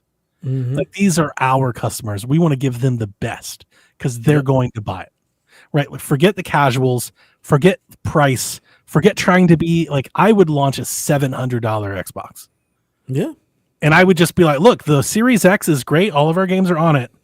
But if you want the best of Xbox gaming, if you want the best that Gears of War can possibly be, this is our new console. It's a little more expensive, but listen to us. It's fucking worth it. Like that'd be my approach. Touted as the PC experience without the PC drawbacks. And therein lies, well, actually, as you say that, maybe you do pull that plug. Maybe you rip that Band-Aid off and you go, it is a PC. We've designed a PC to work for your living room. Like you could put Steam on it. Trying to realize a Sony dream. We want to be in everybody's living room. Yeah, I floated the idea of like, what if Steam makes a console? Go back to that. Steam maybe box. you try to beat Steam to the punch. Maybe you go, no. Let's do that. We'll be the Steam console for the living room. We'll make a PC that has an Xbox wrapper on it, Xbox OS on Windows, but it's Windows. You literally can down anything you want from the Microsoft Store. You fucking put Ubisoft on that bitch. You can put Steam on that motherfucker and plug it into your television, and now you're playing with power. I mean, I think as long as again, I think the problem with that for most console gamers is they don't want the PC experience. They don't You want to still have have the all of wrapper. that It extra. has the Xbox experience, but Is if you want to dabble, you can. so do like the PlayStation where you can install Linux. No, I honestly think it's an app. I know what you're saying. Think Yeah. your Xbox now, like you start Netflix, you just start Steam and it's Steam OS and there's your games. Now here's the thing. That comes at a cost of your store revenue, obviously. But if you're kind of going third party anyway, who cares? Like if the idea is we're going to put our games on PlayStation and Steam, and then at that point, who cares? You're literally just selling hardware at that point for hardware's sake. That's not a bad idea. Yeah. That's really not a bad idea. Like we're going to make a PC box for the living room, for your TV, for the TV gamer. We're going to make a PC for the TV gamer. Kind of have the best of both worlds. I just don't think the console people who want that are going to buy that. I just don't think they will. I'm like, it's The console PC, people, as in like the 200 million people that buy consoles, or the Xbox console people? Because I'm trying to sell 25 million of them, not 200. The Xbox console people. I think if you start the box and it launches and looks every bit as way that you've been trained Xbox looks, I think they don't care. We'll see. I mean, look, we don't know if that's going to happen. I don't know. I'm just saying I don't think that's a crazy idea. I don't think it is either. I wonder if people will be able to get Xbox past that. does what Steam Machine don't. Maybe. I wanted the Steam Machine to work so damn hard. You really did. I loved the I Steam saw that Machine. train wreck a mile away. I was like, this is not gonna fly. I do like that idea if they do like a Steam box, like a Steam Deck box. Yeah. How many Xbox gamers want that though? How many Xbox gamers want to also have It's not that they Steam want OS? that. I think there's 25 million pretty enthusiastic Xbox fans that just want an Xbox console that they really love. And I think if you could do that, because here's the thing, if you open it up, I think you do open it up to new customers. There might be PC gamers that are like, I'll get that and plug it into my television, right? Because I've got my PC, but I want to have like, in my living room or something. Like they may want to do that. But I think there's Xbox fans that are like, we want to give you the best that we possibly can, and the best way that we can do that for a console type price is go in this PC route. Like we're just going to go PC. And I know who'll buy that. Delvin will buy that because not, it takes all the guesswork out the PC part. I would buy that. I would buy that too. I would not. I would build a home theater PC. Like because I use my iPad with my Razer Kishi kind of as like a Steam Link, so I can play on my couch. If I could just like put all those games on my Xbox and play there, I would. I probably would. Yeah, I would do that. Yeah. I don't think a lot of people would. I'm not like saying there's a lot of me's out there, but here's the thing: there's not a lot of people buying Xboxes out there either. There's not.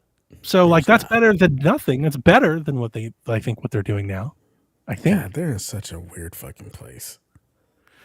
Such a weird space to be in. What the fuck is this Garrett Bland shit in our chat? Oh, he's just talking shit. Fuck Garrett. He made me laugh. Speaking of Valve is cooking up a new competitive shooter called Deadlocked. Gameplay's leaked all over the internet. It's like some hero shooter. It's got classes and stuff. It's got the BioShock Infinite shit where you slide across rails and shoot each other. Interesting. All right. Well, we'll see what happens. Yep. We got enough arena shooters already? God damn. Well, is Valve. Yeah. Right. I think they get that pass. I think most people are like, fucking, we'll do whatever, Valve. If Valve's making an arena shooter, we're going to play it. What's the last thing I thought that was you. Your internet went down on me. I don't know. It could be. That's a good question. Was it the VR? The VR Half-Life game? Oh yeah, huh? Yeah. God. I think Alex. Yeah. Yeah. Alex? Half-Life Alex. Yeah. Right. Yep. We'll see. That's the news. All right, we're done with the news. All right. Third Day's 93. You son of a bitch. Look at D-Life. This shit has just been coming up. We can't escape this today. We can't escape These it. Fake ass rumors. Stop it. People, do some homework. It's stop. No. Xbox isn't buying Steam. They're not, especially not for that low paltry sum. not for Steam that. laughs in the face of that nonsense. Yeah. Stop it. All right. So Rude Day says, going back a bit to see if thieves for the PS5. Devin got it right with the under at 81. The line was 82.5. Good job. Donnie got the under right on Hellblade 2, as he did not take into account the Xbox tax, as he was way off the line with this. Do you remember what it was? What did he say? I think it was pretty high. I think it was like 87 or 80. I think it was 88. And I think I even said, if you made it 87, I might take it. But you and Delvin were like, I'm going over. I'm taking the 9. Here's the funny thing is, I want it to be I believe you. That's my score. My score is way better than that. Yeah. But I just couldn't, and I couldn't see the aggregate coming to that. I wanted the games media to love it the way they should. Rat bastards. They will when it comes to PlayStation. So sad. God, can you imagine? Like an underwhelming, terrible game, and then it comes to PlayStation. This is what we've been waiting for. No, they won't change. Then they'll have to dig in and eat it. They'll all buy it and play it, but they won't talk about how it's better.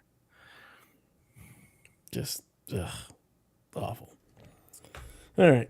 Let's see. We all got the override on Paper Mario, making the score currently 29 for Donnie and me and Delvin 22. But wait, there's more. As the NBA insider Haley got the Timberwolves over the Nuggets right, and she subs for Delvin, giving him 23 and a 1-point lead in my favorite PSVG midseason tournament. Yeah, I'm going to demand a recount. 6. She had many in 6. Yeah, they won in 7. I don't think you should get a point for that. I'm just saying. Yeah, she did pick the winner, but not the game. See that one coming. I thought it was 7, but 50-50, and it was anybody's game that last game. Yeah, it was. I am proud that while the entire internet was predicting sweep, down 0-2, I was like, no. the Nuggets were fine. They're going to get back with this. I could not believe how many people were saying that they were going to get Everybody. Everybody else. Shaq out there talking about SGA deserved the MVP shit. Like so many people had to eat crow in like 3 days. I was like, y'all are such, and it's just media. We're always so knee jerk in the moment. The moment is the only moment that happens. I remember like yesterday, we were on that pod and I was like, I'm not even all that concerned about it actually. Same. I was right there with you. Like I was like, the Nuggets are fine. They're gonna be okay. Yeah. You and I both like, lose, what y'all talking about, but they're not getting swept. Like this is the NBA champion. No, they're okay. What? It'll be okay. But yeah, way to go, Wolves! Y'all did the thing. They did the thing. So right now he says, who you got? Mavic versus T-Wolves. 1 point for the winner and another point for predicting the number of games. So Dev, here's where I want to ask you this.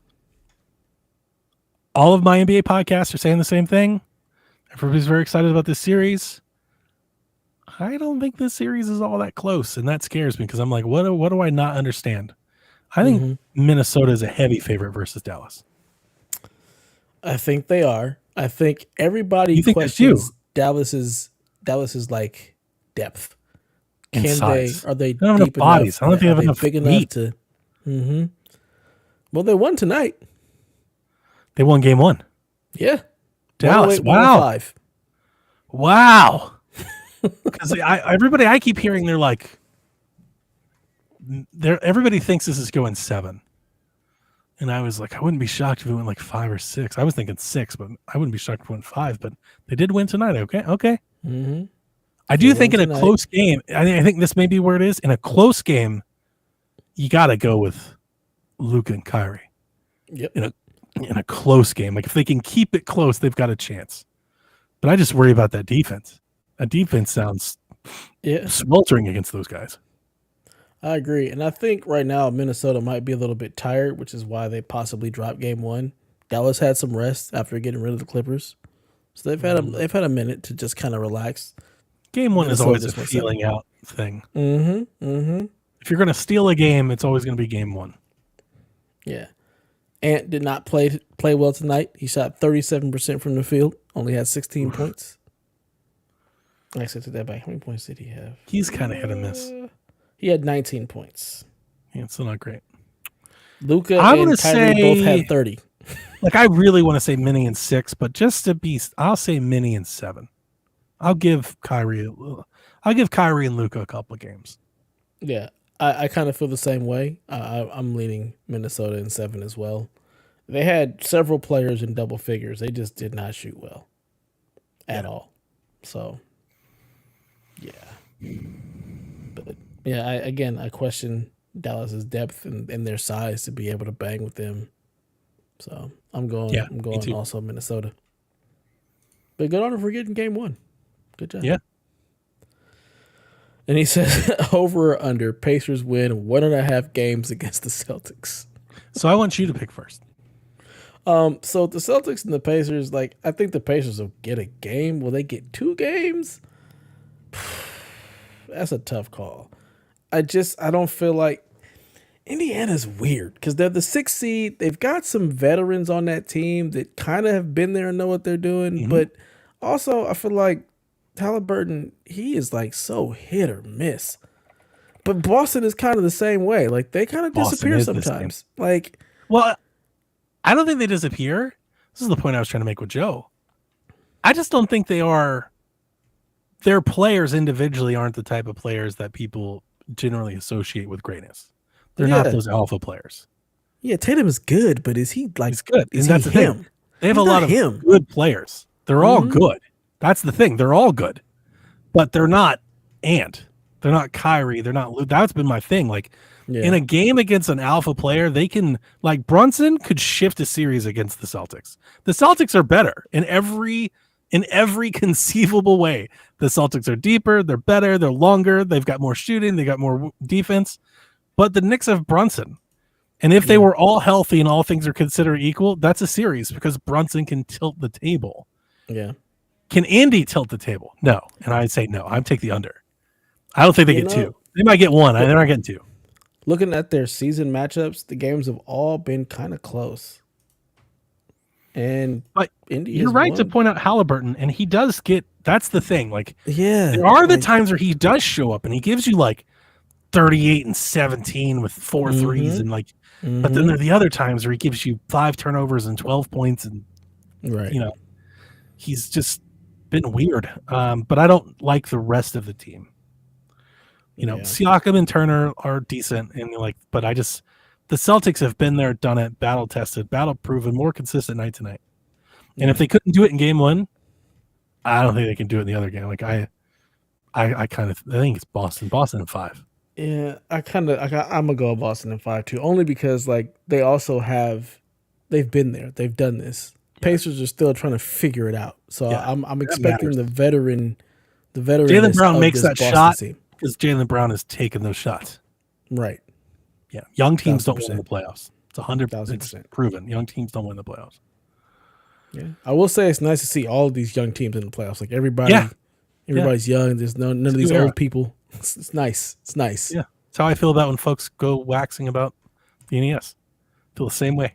Oh, you motherfucker! I'm like, all right, LeBron, get the fuck out of here already. You've had your goddamn 30 years. Is it not enough? You don't have enough? There are other people here too, LeBron.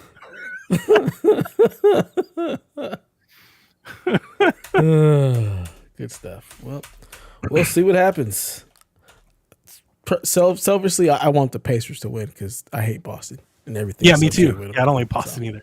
And Carlisle, right?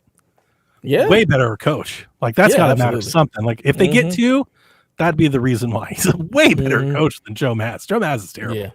Everybody's trying to run Cleveland's coach out of there. I'm like, dude, it could be worse. It could be.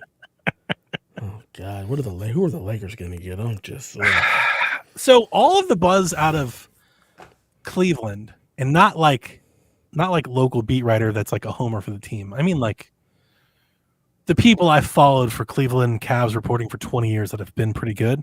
They all seemingly are indicating they think Donovan's staying. Like they all like there's almost like this weird, quiet confidence. They're all like, yeah, I think he's resigning. I mean, everything that he said personally and what he's done doesn't make it seem like he's in any like. I think he's had a knee issue, and I feel like his his representation want the max. I think they're just going to take the max. They're going to take the money. And then the question is, what do the Cavs do with the rest of everything else? Because Donovan wants to fire the coach, reportedly. He doesn't want to fire him. He doesn't think the coach is going to get them, to the next level.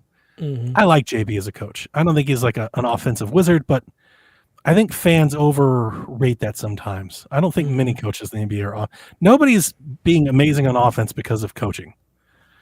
It's a make or miss league. Make the shots and your coach looks great. I like JB as a coach, but if they sign Mitchell, they got to move Garland. And I think that's going to happen. And did you hear anything about the Cavs? You seen any of that story? Hell no. It's the Cavs. So they're going to trade Jared Allen too.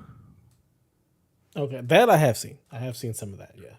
Jared Allen bruised his ribs, and the trainers tried to give him a shot, and he refused the shot and just kind of sat out. Oh, wow. And that seemingly bothered the other players that were doing things to play. Yeah.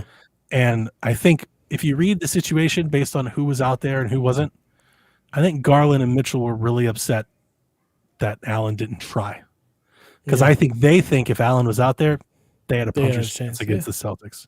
Yeah. Which I agree with. I told you, everybody was crazy. Everybody was destroying the Cavs for losing that final game to put them against the Magic and put them on Boston's side of the bracket. I kept telling everybody, I don't think Donovan, Garland, they're not scared of Boston. Nope. They think they can play with Boston. They are scared of Philly, though. They can't touch Embiid. They've got nothing for that man. That man eats them alive. And I kind of agree with him. I think if Jared Allen was out there, it's a series. I wouldn't say they win. I still don't think they win, but it's a series. Yep. Next year is going to be fun. It's going to be a lot of movement. There's going to be a lot of movement this year, I think. Yeah. I think we're going to see a handful of dudes from the West move East. That'd be great, because if we can get some more competitiveness in the East and not make the West fucking Vietnam. Yeah, I think that's exactly what we're going to see happen. I think we're going to see some movement from West to East.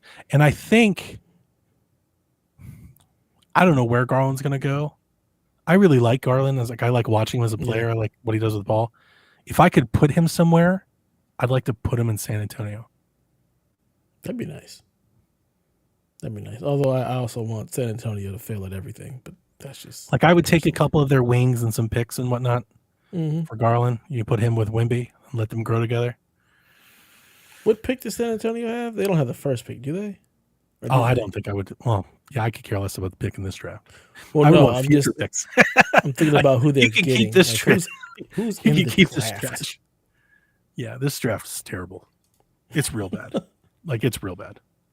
I feel like every draft going forward is going to be somewhat terrible. I don't know. I mean, it fluctuates. It's cyclical, but this draft is like an all-timer bad. One of the podcasts I listened to, they said if you take most players that were picked between 12 and 17, that's like the number one pick this year. Is a kid that you usually get at 15. And if anybody out there doesn't follow the NBA draft, anytime you're picking beyond 6, you're basically throwing a dart at a dartboard. It really is a game of luck, man. Nobody knows. Giannis went 18th. Nobody fucking it's, you don't know. The kids get picked so young. They're so inexperienced. You have no idea how they're going to develop and grow. So the idea of having the number one pick and that's what you're looking at, it's terrible. Yeah. You know what that screams? That screams in 4 years, you're going to have a labor problem because he's going to be I want a max because I was the number one pick. And you're going to be we can't give you the max because you suck. Yeah, you're trash. We actually are sending you to the G League. Yeah.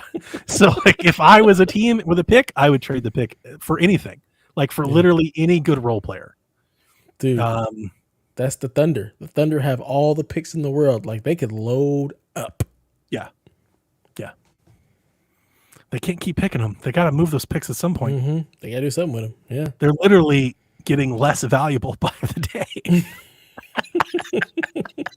At this point, it's inflation. It's we have 36. And they're but we still not going to give you Jared Allen for all of them. We actually need players, not 36 we need picks. Players, not these picks. And there's nobody to pick. So what do you want? What do you want? Picks don't play. All right, let's get into these questions. Starting with Smokeless Joseph. You don't get to be Smoking Joe because you're a Boston fan. It's Smokeless Joseph. All right.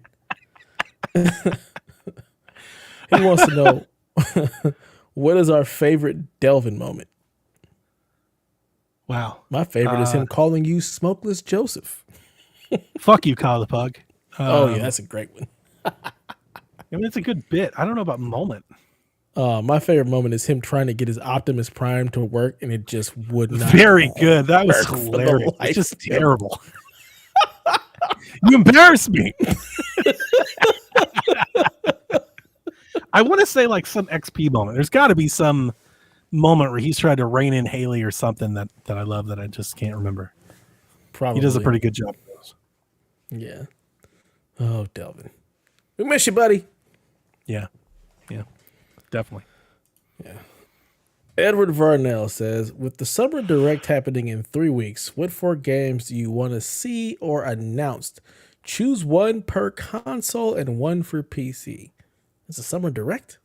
What? It's the Summer Games Fest stuff. Oh, Summer Game Mess. Ugh. He may be talking about the Nintendo Direct, but he That's said what pick I one figured. pick one per console and PC, so I presume he means Summer Games Fest. Ooh, you go, because my thing is beeping. What do I want to see get announced? For Xbox, I'd like to see them announce a Gears because I feel like they need a good shot in the arm. PlayStation, that's a tough one. I don't know that I want to see Ghost announced. I just want something new. I want them to Astrobot, baby. Anything but Astrobot. It's real and it's happening, Jeff. That's next the real week. Thing. What I want from PlayStation is anything but Astrobot. All right. You want not Astrobot to be announced. Not Astrobot. You want not announced. You anything but. Take anything the announcement but. away. Just cancel the project. Yes. Cancel it all together. Shut the studio down. Say we've shut down Asobi Studios or whatever they're called. We got rid of them. Or better, we sold them to Nintendo. Like, there we go. Nintendo bought a studio this week. Yeah, my answer is gonna be Astrobot. PlayStation. I hope it's like big and grand. If there's if there's a Mario 3D World Astrobot game, I'm gonna play it. I'm gonna get a PlayStation. No, you're not. I want to play that game. You're gonna wait for it to come to PC. I don't know. In 2 years. Yeah, well, I just bought a new laptop, so you're probably right. I actually probably can't buy a PlayStation right now if I want to. Well, you wouldn't have to buy it, when the Pro comes out. That's all my PlayStation money. Gears is good for Xbox. Doom comes to mind too. A new Doom already? Yeah. But Gears is, I would love to see.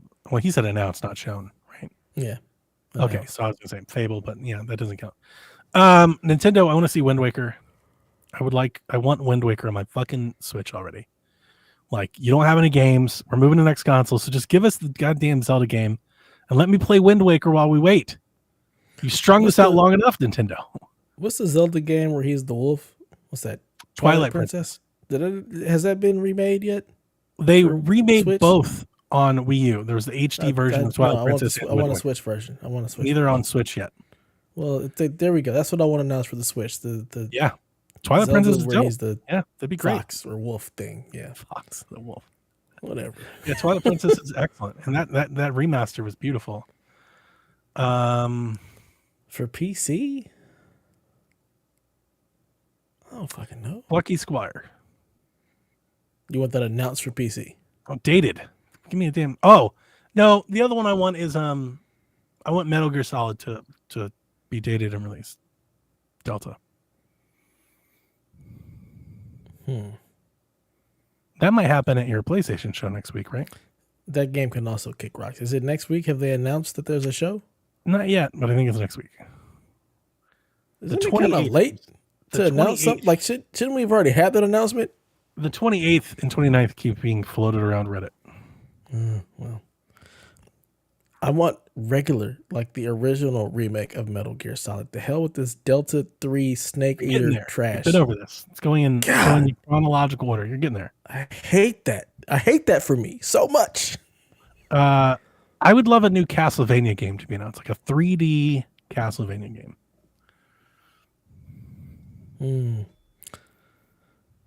I don't know what I want. I really don't. In like the world of all of like the Metroidvania hype and shit that we have, Hollow Knight and Ori and all that, like why don't we have like a Castlevania to like go in there? Because Konami. Like isn't that like missing the fucking boat? It's because Konami. They're like, Like you we should don't have want a to make. fucking We don't want to make no Castlevania games. game We're right just gonna now. keep making TV Like, shows. right now, a big expensive Castlevania game that everybody loves. Like we got Prince of Persia and Metroid on it, like Castlevania, that shit. You would think they would do that, especially with how popular the show is on Netflix, like the animated series. Yeah. Like, people love that. Like, why aren't You you do it in the anime game? style? Yeah, I want because Metrovanias are my thing. I miss Lords of the Shadow. Like I want a 3D. Yeah, that's what I mean. Yeah, the 3D version. I know what you meant. I picked up what you were putting down. Yeah, that'd be great. Yeah. I don't know. Could you imagine in the anime style, like some of like those anime games that we have? Oh, that'd be cool. That'd be sick. That'd be cool. That'd be so good. Yeah. I'd like them to announce a new Infamous game, Infamous remake, something. I'd buy a console that day. That's why I wanted. That's why I want it to happen. Like literally that day, I would just go eat all the fucking crow. Like, all right, well, spend money. It's over now. The boycott's ended. I'm back, baby. I buy like a hat and shit. Playing PlayStation. Like change the name. Like it doesn't have to be a new one. It'd just be like this. Remaster the old ones. I'd be like, all right, I'm back. I'm back, baby. I realized I can't put. Now here's the thing. I should get it and put it diagonally in the cubby, like the chat told me. Bro, no. I think I should do that. Like, there's a part of me when I saw that picture, I was like, dude, that's so perfect. Like, this is how I would have a PlayStation. But the other thing that dawned on me, Dev, I could just put it upstairs. I didn't have to sit here. I just put on the TV in the living room. It's not as good a TV, but it's still pretty nice. Yeah, so I could just do that. You could, absolutely. Yeah. Tyler wants to know, if Nintendo wasn't part of the gaming world in the 80s, do you think Sega could have rejuvenated the gaming business like Nintendo did? Many podcasts today could have been labeled as Sega instead of Nintendo and talking about how great Sonic is. Could is a word, and could is yes. Could they have? Sure. Could anybody have? Yes. Would they have? No, because I don't think Sega would have existed if Nintendo wasn't there. Exactly. Yeah. I mean, the Master System was around, but nobody paying. Somebody would have come out. Video games weren't. There are some people that act like if the NES was never made, we would never have video games. It was an emerging technology. It was big on video games would have found their way. Mm-hmm. It's just a matter of who would have done it. And I think Nintendo just showed people like the value of the home console. Somebody would have cracked that nut. I don't know who though. Sega, Philips, PlayStation, somebody would have figured it out. Apple. Nintendo just happened to have the right marketing at the right time. You know, it was called the. I remind people the entertainment system was thought of as like a home computer. Yep. Like that was. It also wasn't like just the video game console. Yeah, that's what Famicom stood for, family computer. Right. Like people. A lot of people don't.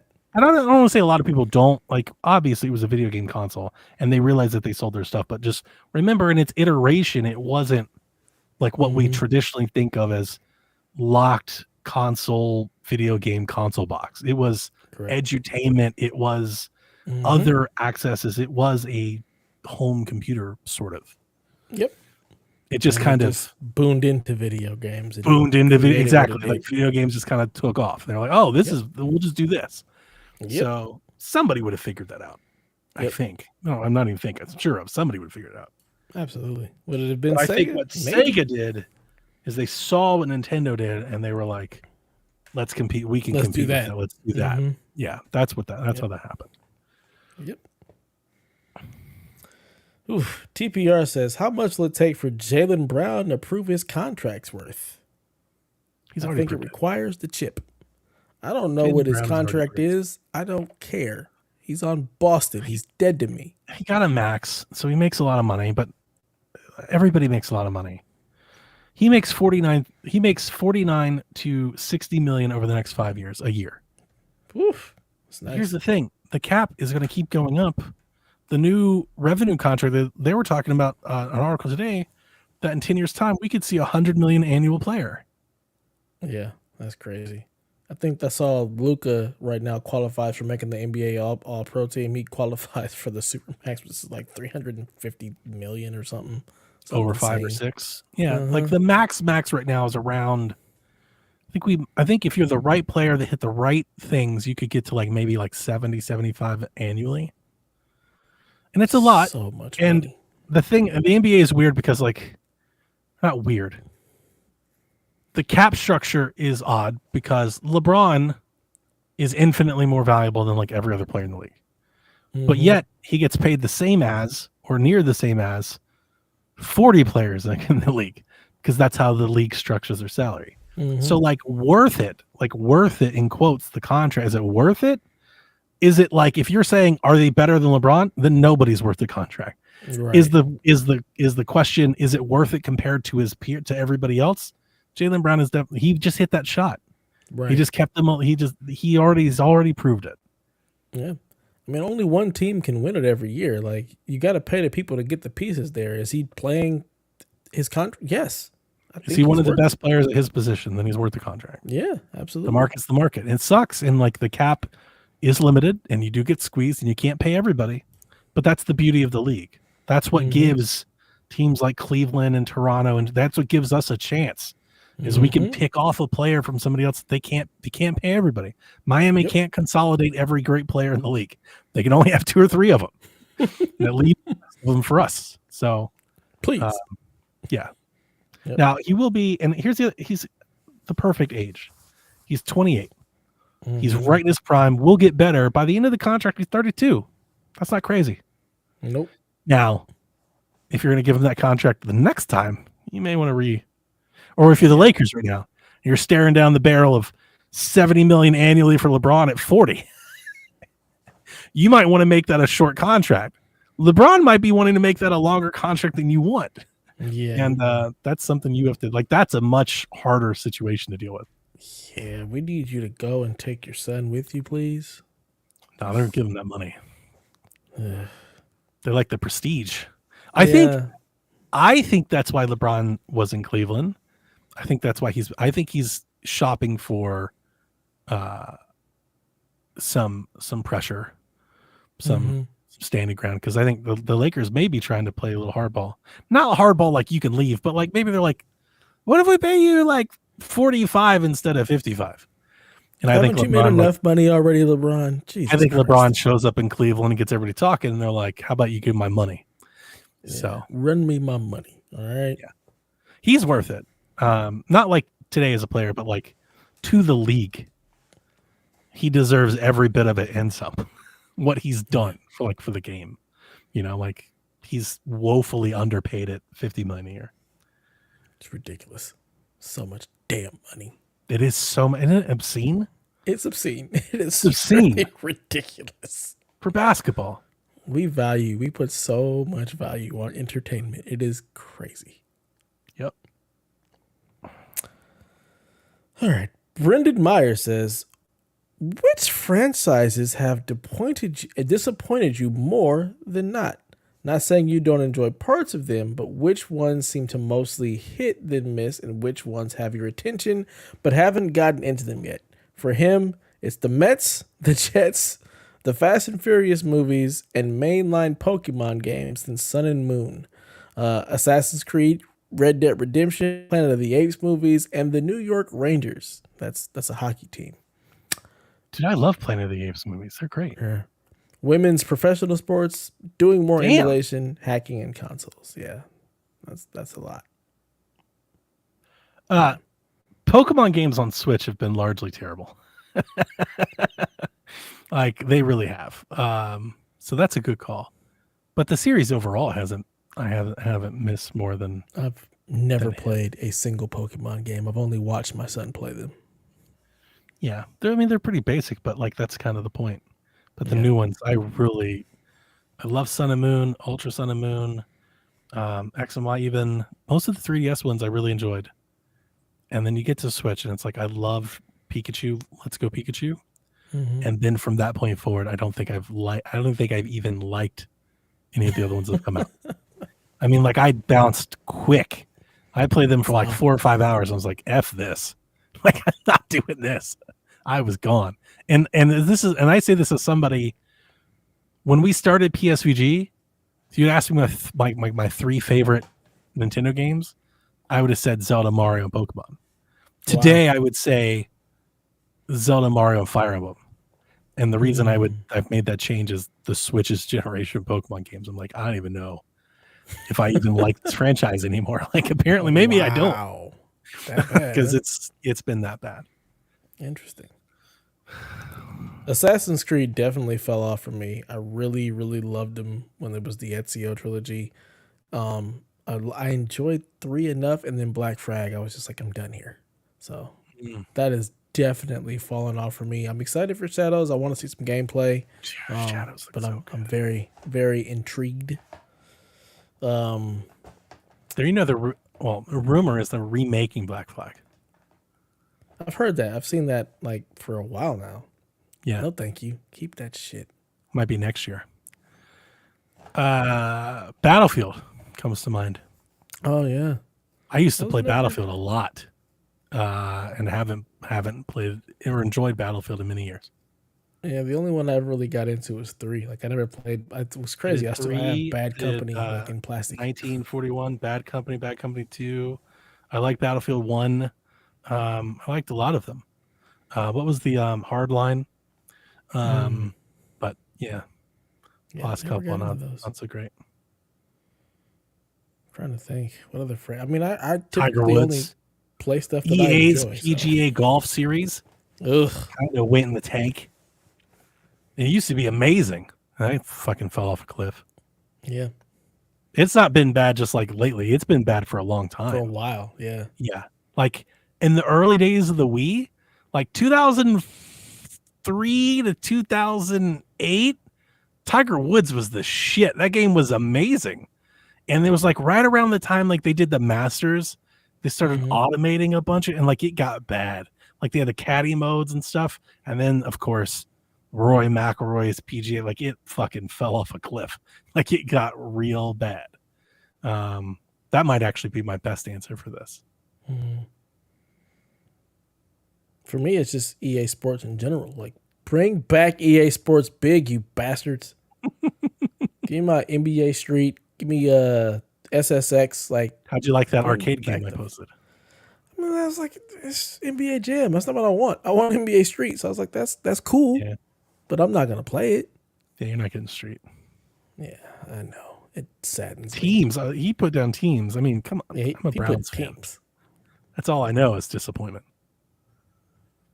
I'm a Browns fan. You're just.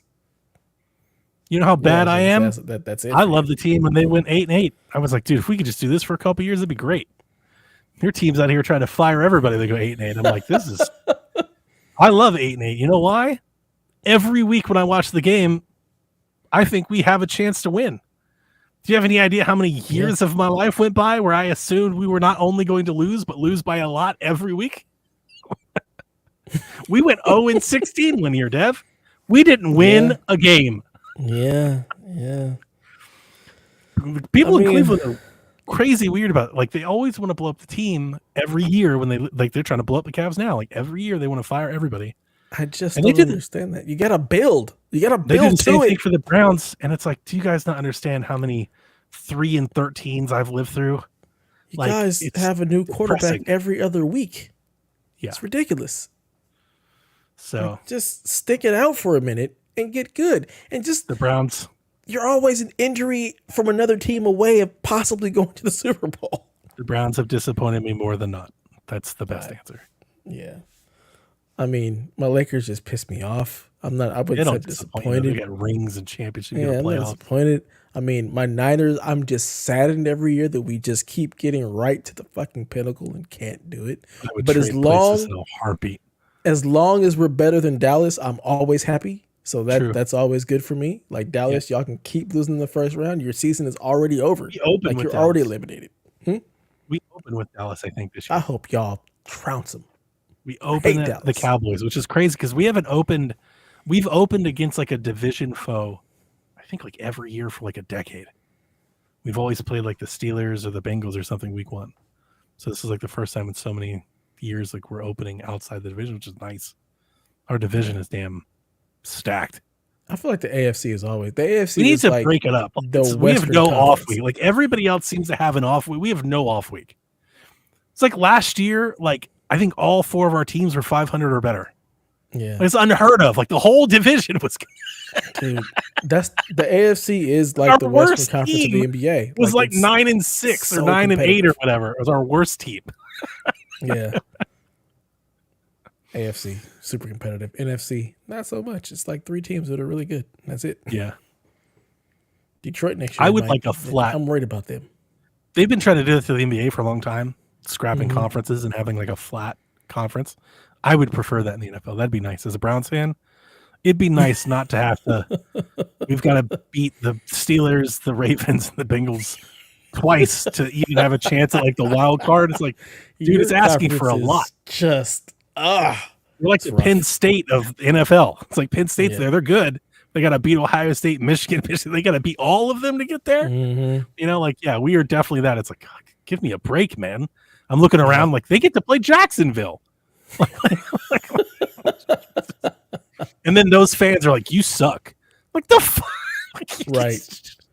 That's one of my homeboys who's a Bengals fan, and I give You him play the crap Texans all the time. Right. Oh man. Any movies? Any movie franchises disappoint you? Oh, of course. I'm sure.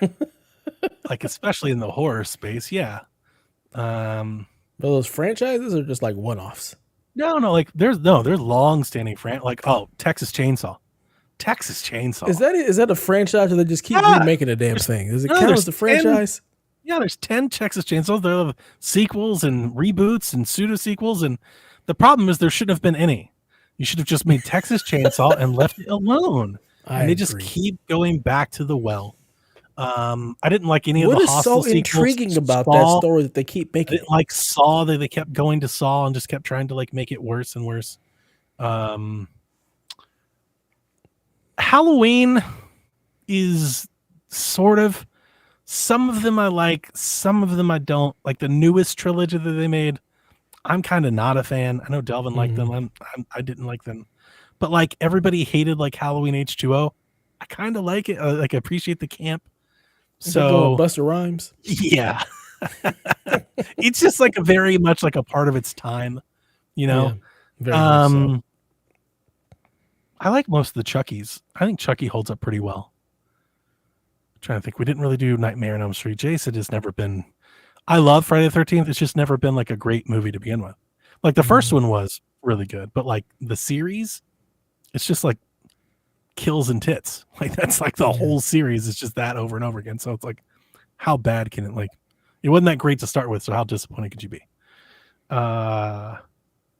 Yeah, I think Texas Chainsaw is maybe the best one. Now, the opposite of that, The Evil Dead is like incredible. It has lasting power. All the Evil Dead movies are great. The reboot's great. The new ones are great. The old ones are great. The sequels, like they're all good. They're all good movies. That, I don't know what it is about that franchise, but they get it. They do well by it, I think, every time. None of them are just like, that was terrible. They shouldn't. I think every horror franchise has a, that was terrible. What the fuck were they thinking movie? I think except for The Evil Dead. The only one I've seen is Army of Darkness. Yeah, great, hilarious, super stupid and funny. Yeah. But Saw good. that in theaters in Cleveland. You should watch Evil Dead 2. I will not. This one here. Kyle the Pug. Fuck you, Kyle the Pug. Kyle the Pug. He says, since the post-game show Inside the NBA on TNT is ending in 2025, what are some of your favorite Ernie Johnson, Kenny Smith, Charles Barkley, and Shaq moments from there? Those other guys, everybody got those guys. But LeBron can't have a bad game. Him and AD they both play well, the Lakers going to be tough to beat. But that's the one thing you got to worry about, man. Them young boys coming. They are down 3-2, but they. Oh, man. Yes. Just whenever Charles talks, you never know. What was the Ernie Johnson one? Do you see the Ernie Johnson one where he was like whack ass white boy? That was a great clip that got taken down a few times. Yeah. They've had a lot of like viral moments. I generally enjoy the banter. I don't think it's like high IQ No. basketball insight, but I think that's the point. It's just fun. Yeah. It's fun like locker room talk. Yep. Which I do enjoy. Good camaraderie. You'll actually get some good stuff from Kenny and Ernie, but it's just fun. I love whenever anything where they're showing Kenny and his poor knees is always hilarious. His knees are so I like when Shaq busted. I like anytime Shaq pulls the ring argument on Barkley. Oh yeah. They get into some That's debate always and good. he's like, hey, how many of these do you have? And shit never gets It's the best because Kenny's got 2. I can't stand Kendrick Perkins though. Anytime he's on like as analysis, he's the worst. Yeah, it's amazing. The man played basketball. I didn't love him as a player because he was Celtic, but like I appreciate him as a player. As an analyst, it's atrocious. Like he is atrocious, and I'm normally. So I think I'm a little different than you. When this news broke, you were pretty upset. I think I am. You were. Yeah, I'm pissed. I'm more indifferent. I like the show, but like I also don't see the show as like something that couldn't be replaced with something different that I also like. But I like my father-in-law. The point I'm trying to make, when we watch sports, my father-in-law, he gets very annoyed because I will often watch sports with the volume either way down or muted because I kind of don't like a lot of the commentary across sports. Whereas he like can't watch if somebody's not telling him what's happening, even if it's very odd. I kind of go in on him about this because I'd be like, dude, you know football. Like you don't need the announcer to tell you that was a face. Like you know what a face mask. I can see the face mask, but like he gets very like agitated, Dev, if he can't hear. Like if you start talking while they're talking, he'll like shush you. But I'm trying to watch the game, and it's like, dude, who gives a shit? Who cares what they're saying? Yeah. I'm here with you right now. Yeah. So like we're very different in that regard, he and I kind of lop inside the NBA into that. Whereas like it is fun. I like the moments that they have, but like I'm not really learning anything from them. So if somebody else comes along, like it may be better for all I know. I don't know. Maybe they'll get like JJ Redick and LeBron or some shit, and maybe it'll be cool. I don't know. That won't be better. That's a completely different show. You're I'm just losing saying. All of the comedy. It's just high IQ Get basketball. Mello's podcast or Paul Pierce. Everybody loves Paul First Pierce. of all, outlandish no, he's the worst. He should not be in front of a really bad. Ever. God, I can't stand his opinion. His takes are the worst. He's terrible.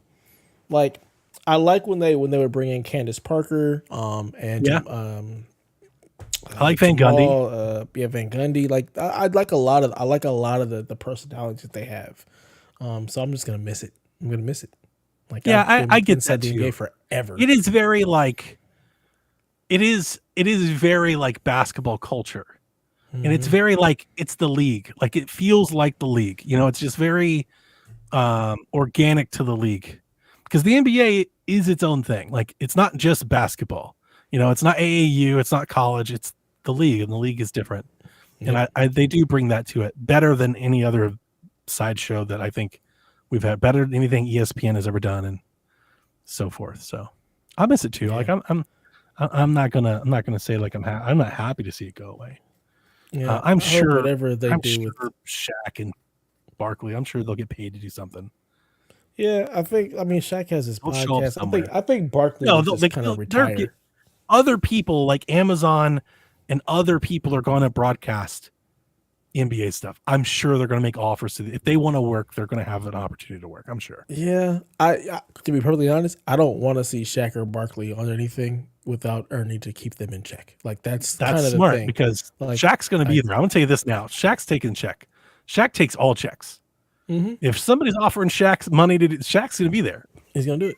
Yeah, he's got his podcast that he's doing right now. Like he's not going anywhere. He'll still be around, but without like they need that anchor in Kenny and Ernie. They do. Otherwise, no thank you. Like I need all 4 of them or none of them at all. Yeah. Like So I it'll love be interesting to see what happens. my favorite commentator is RJ. Richard Jefferson. He's hilarious. He's entertaining. He's also smart. I like the way he Mm-hmm. explains things, and I generally would like to hear him do a lot of the commentary, like basketball commentary. When I was talking about my father-in-law, I was mainly talking about like football or baseball. Mm-hmm. Basketball commentary, I think, is actually very good. Van Gundy's great. Like Doris is great. RJ is great. Like there's a lot of good like game time commentary is very good. I think they do a good job. Wins, please. I'm losing you, Dev. Am I back now? Am I around? Am I here? Are you back? I'm back. As Ah, far as I know, I never left. your signal went all the way down and you completely froze on me. Fun. But you're back now. Yeah. All right. Moving on. Hambone Johnny says Wendy's has added a 50-piece nugget to their menu. How many nuggets do you think you can mow down in one setting? If I could get them in the spicy nugs, a lot. How big are the nuggets? That's the question. I am a sucker for the Wendy's spicy nugs. Those are so good. They're so good with the ghost pepper sauce, Mm-mm. dude. Delicious. Yeah, I could at least do 20. I was gonna say I can do 20, maybe 25, easy, because they're also not no super fries. huge. Like if I just doing the nuggets, yeah. I may have to Ghost buy a pepper 50 sauce piece. is a must, though. Yeah, delicious. I don't know what's in the ghost pepper sauce. I'm almost positive that it's some sort of mayo base, which blows my wife's mind because I can't stand mayonnaise, but I love the ghost pepper sauce. Mayonnaise, when it's like in other Seasoned things, stuff? can be okay, but when it just by itself on everything, no, thank you. And It's just Johnny knows wrong. what's up. Spicy nugs, man. And spicy nuggets are really good. The sandwich is good too. If you never had the spicy chicken sandwich, I it's have. very good. Have. That's the one Delicious. thing. Like their spicy chicken sandwich kicked Chick-fil-A's ass. I agree. What's your favorite spicy chicken sandwich? Ooh, Because this has been something Popeyes. I've been kind of in on. Popeyes. Popeyes. I don't think I've had theirs. I'll try it. Okay. It's delicious. Yeah, because I'm not like a big fan of Zaxby's. Somebody's there is Don't one think that I what like. Zaxby's is out here. Oh, if we have it. yeah. There's one, my favorite one, but it's not like I don't think it's not like a national chain, I don't think. Have you ever been to a fast food place called Culver's? No. We have a Culver's that's nearby, like where I go to the doctor's office. Mhm. And it's the only time I've ever seen them. I'm generally aware of them, but like it's not something I've seen often. But they make everything fresh. So like when you order, like you kind of have to wait. Like they give you like a number and you pull around and you wait. And then they bring out the food for you. But I got a spicy chicken sandwich from them the last time I went to the doctor's, and it was kind of like it was like the Hellblade 2 of spicy chicken sandwich. Like I've thought differently about spicy chicken sandwiches since. Like I'm like wanting to drive out of the way to go get one. I'm like, dude, this is the bomb over here. I need more people to be like this. But like, yeah, Wendy's is all right. It's not like amazing, but it's better than Chick-fil-A's. Yeah, I agree. I We don't have Zaxby's or Culver's out here, so I'm gonna have to try Popeyes. I haven't tried Popeyes. I love their chicken sandwich. They're So- spicy and their regular one's good. I like Popeyes. Problem is, my Popeyes that's like near the house, ratchet as fuck. Like, Isn't that all Popeyes? I'm sorry. That's just all Popeyes. Is it? No, I've been to decent Popeyes. This Popeyes, that wasn't Popeyes. you are guaranteed not to get everything you order. You are guaranteed. You are guaranteed that it will take 30 minutes.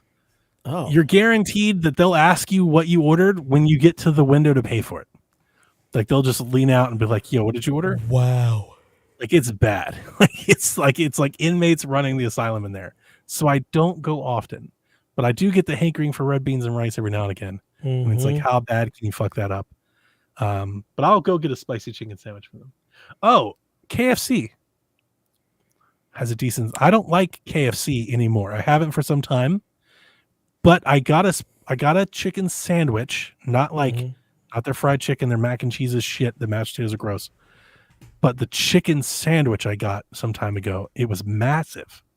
It was huge, and it was pretty good. I haven't had a KFC in probably 10 years at this point. I don't know if it was just because I was poor or if it was good. But when I was little, KFC was like a night out. Like ordering KFC was like not a big deal, but like you were eating It was good, a deal. and I thought it was good. I was like, this shit is the best. And then as I was aged, good back then. yeah, it's shit now. Like it is literal garbage. Like it is gross. Like I'm not eating this. I'm with you 100% because getting KFC used to be like, oh man, we getting God, KFC. the Let's biscuits go. and the mashed They potatoes got them and gravy chicken and stuff. littles. Yeah, I loved it. I loved it. I don't know when that transition happened, but at some point along the way, I realized that KFC was terrible. I was like, this is awful. I was gonna say the 90s, but that's when you were eating it. So Yeah. it was good in the 80s when I was turn of the young. century. I was liking KFC, But and somewhere in the say- late aughts, teens, it went to shit. for me, it went to shit probably in like 99. That's like when That's we were just when I'm like, thinking it was good. Yeah. yeah. And then like, sometime it went to, it's nah. like, and I feel like the food was like food though. You know what I'm saying? Does that make Yeah. sense? Yeah, Like there the was- mashed yeah. potatoes were like mashed potatoes, and the macaroni and cheese was macaroni and cheese. And Mine's now like it just powder. feels like easy mac and powdered, and like it's not. Mhm. You know? Yep. Yeah, it's been a long time since I've had. I mean, I feel like the last time I had KFC, I was still living in the valley, which was quite some time ago at this point. And I think I was getting like the honey barbecue wings. I used to like getting those, but Yeah. nah, man, no KFC. Yeah, and I'm not a snob for fast food. Obviously, I'm pretty fat. I'll fuck around with some fast food, but like KFC's a no for me Yeah. now. Like that's absolutely not. Same. My wife was never a fan of KFC, so I've basically not. I took that chicken sandwich because it was near where I was. That was it. Mhm. And the reason I ordered the chicken sandwich is because I went in there like I hate everything else on the menu. So like let's try, and I was surprised. Like the chicken sandwich was good, better than like Chick-fil-A. I don't even know whether there's a KFC out here. Like I have to really think. Oh, My wife loves Chick-fil-A. I honestly think the chicken sandwich is just kind of yeah, it's average. okay. I like. Yeah, I it's like like their it's nugs. okay. It's I like okay. their nuggets. I'm not a big fan of their. I'm like their chicken sandwich. Like yeah, I okay. get the spicy chicken deluxe with the pepper jack and the lettuce and tomato and stuff, and it's okay. It's not It was bad. cool It's not when it was like the only thing that was doing a chicken sandwich like that. Now correct. there's better options. Yeah, I agree. All right. Well, that is going to do it for this episode of the Place of Video Games podcast. We hope you guys enjoyed your time and all of our ridiculous banter. If you have Game Pass, go play Hellblade 2. Make up your own Play it. mind. Play it. There's for no yourself. reason not to. Just do it for yourself. Do it. Don't listen to All everybody right. else.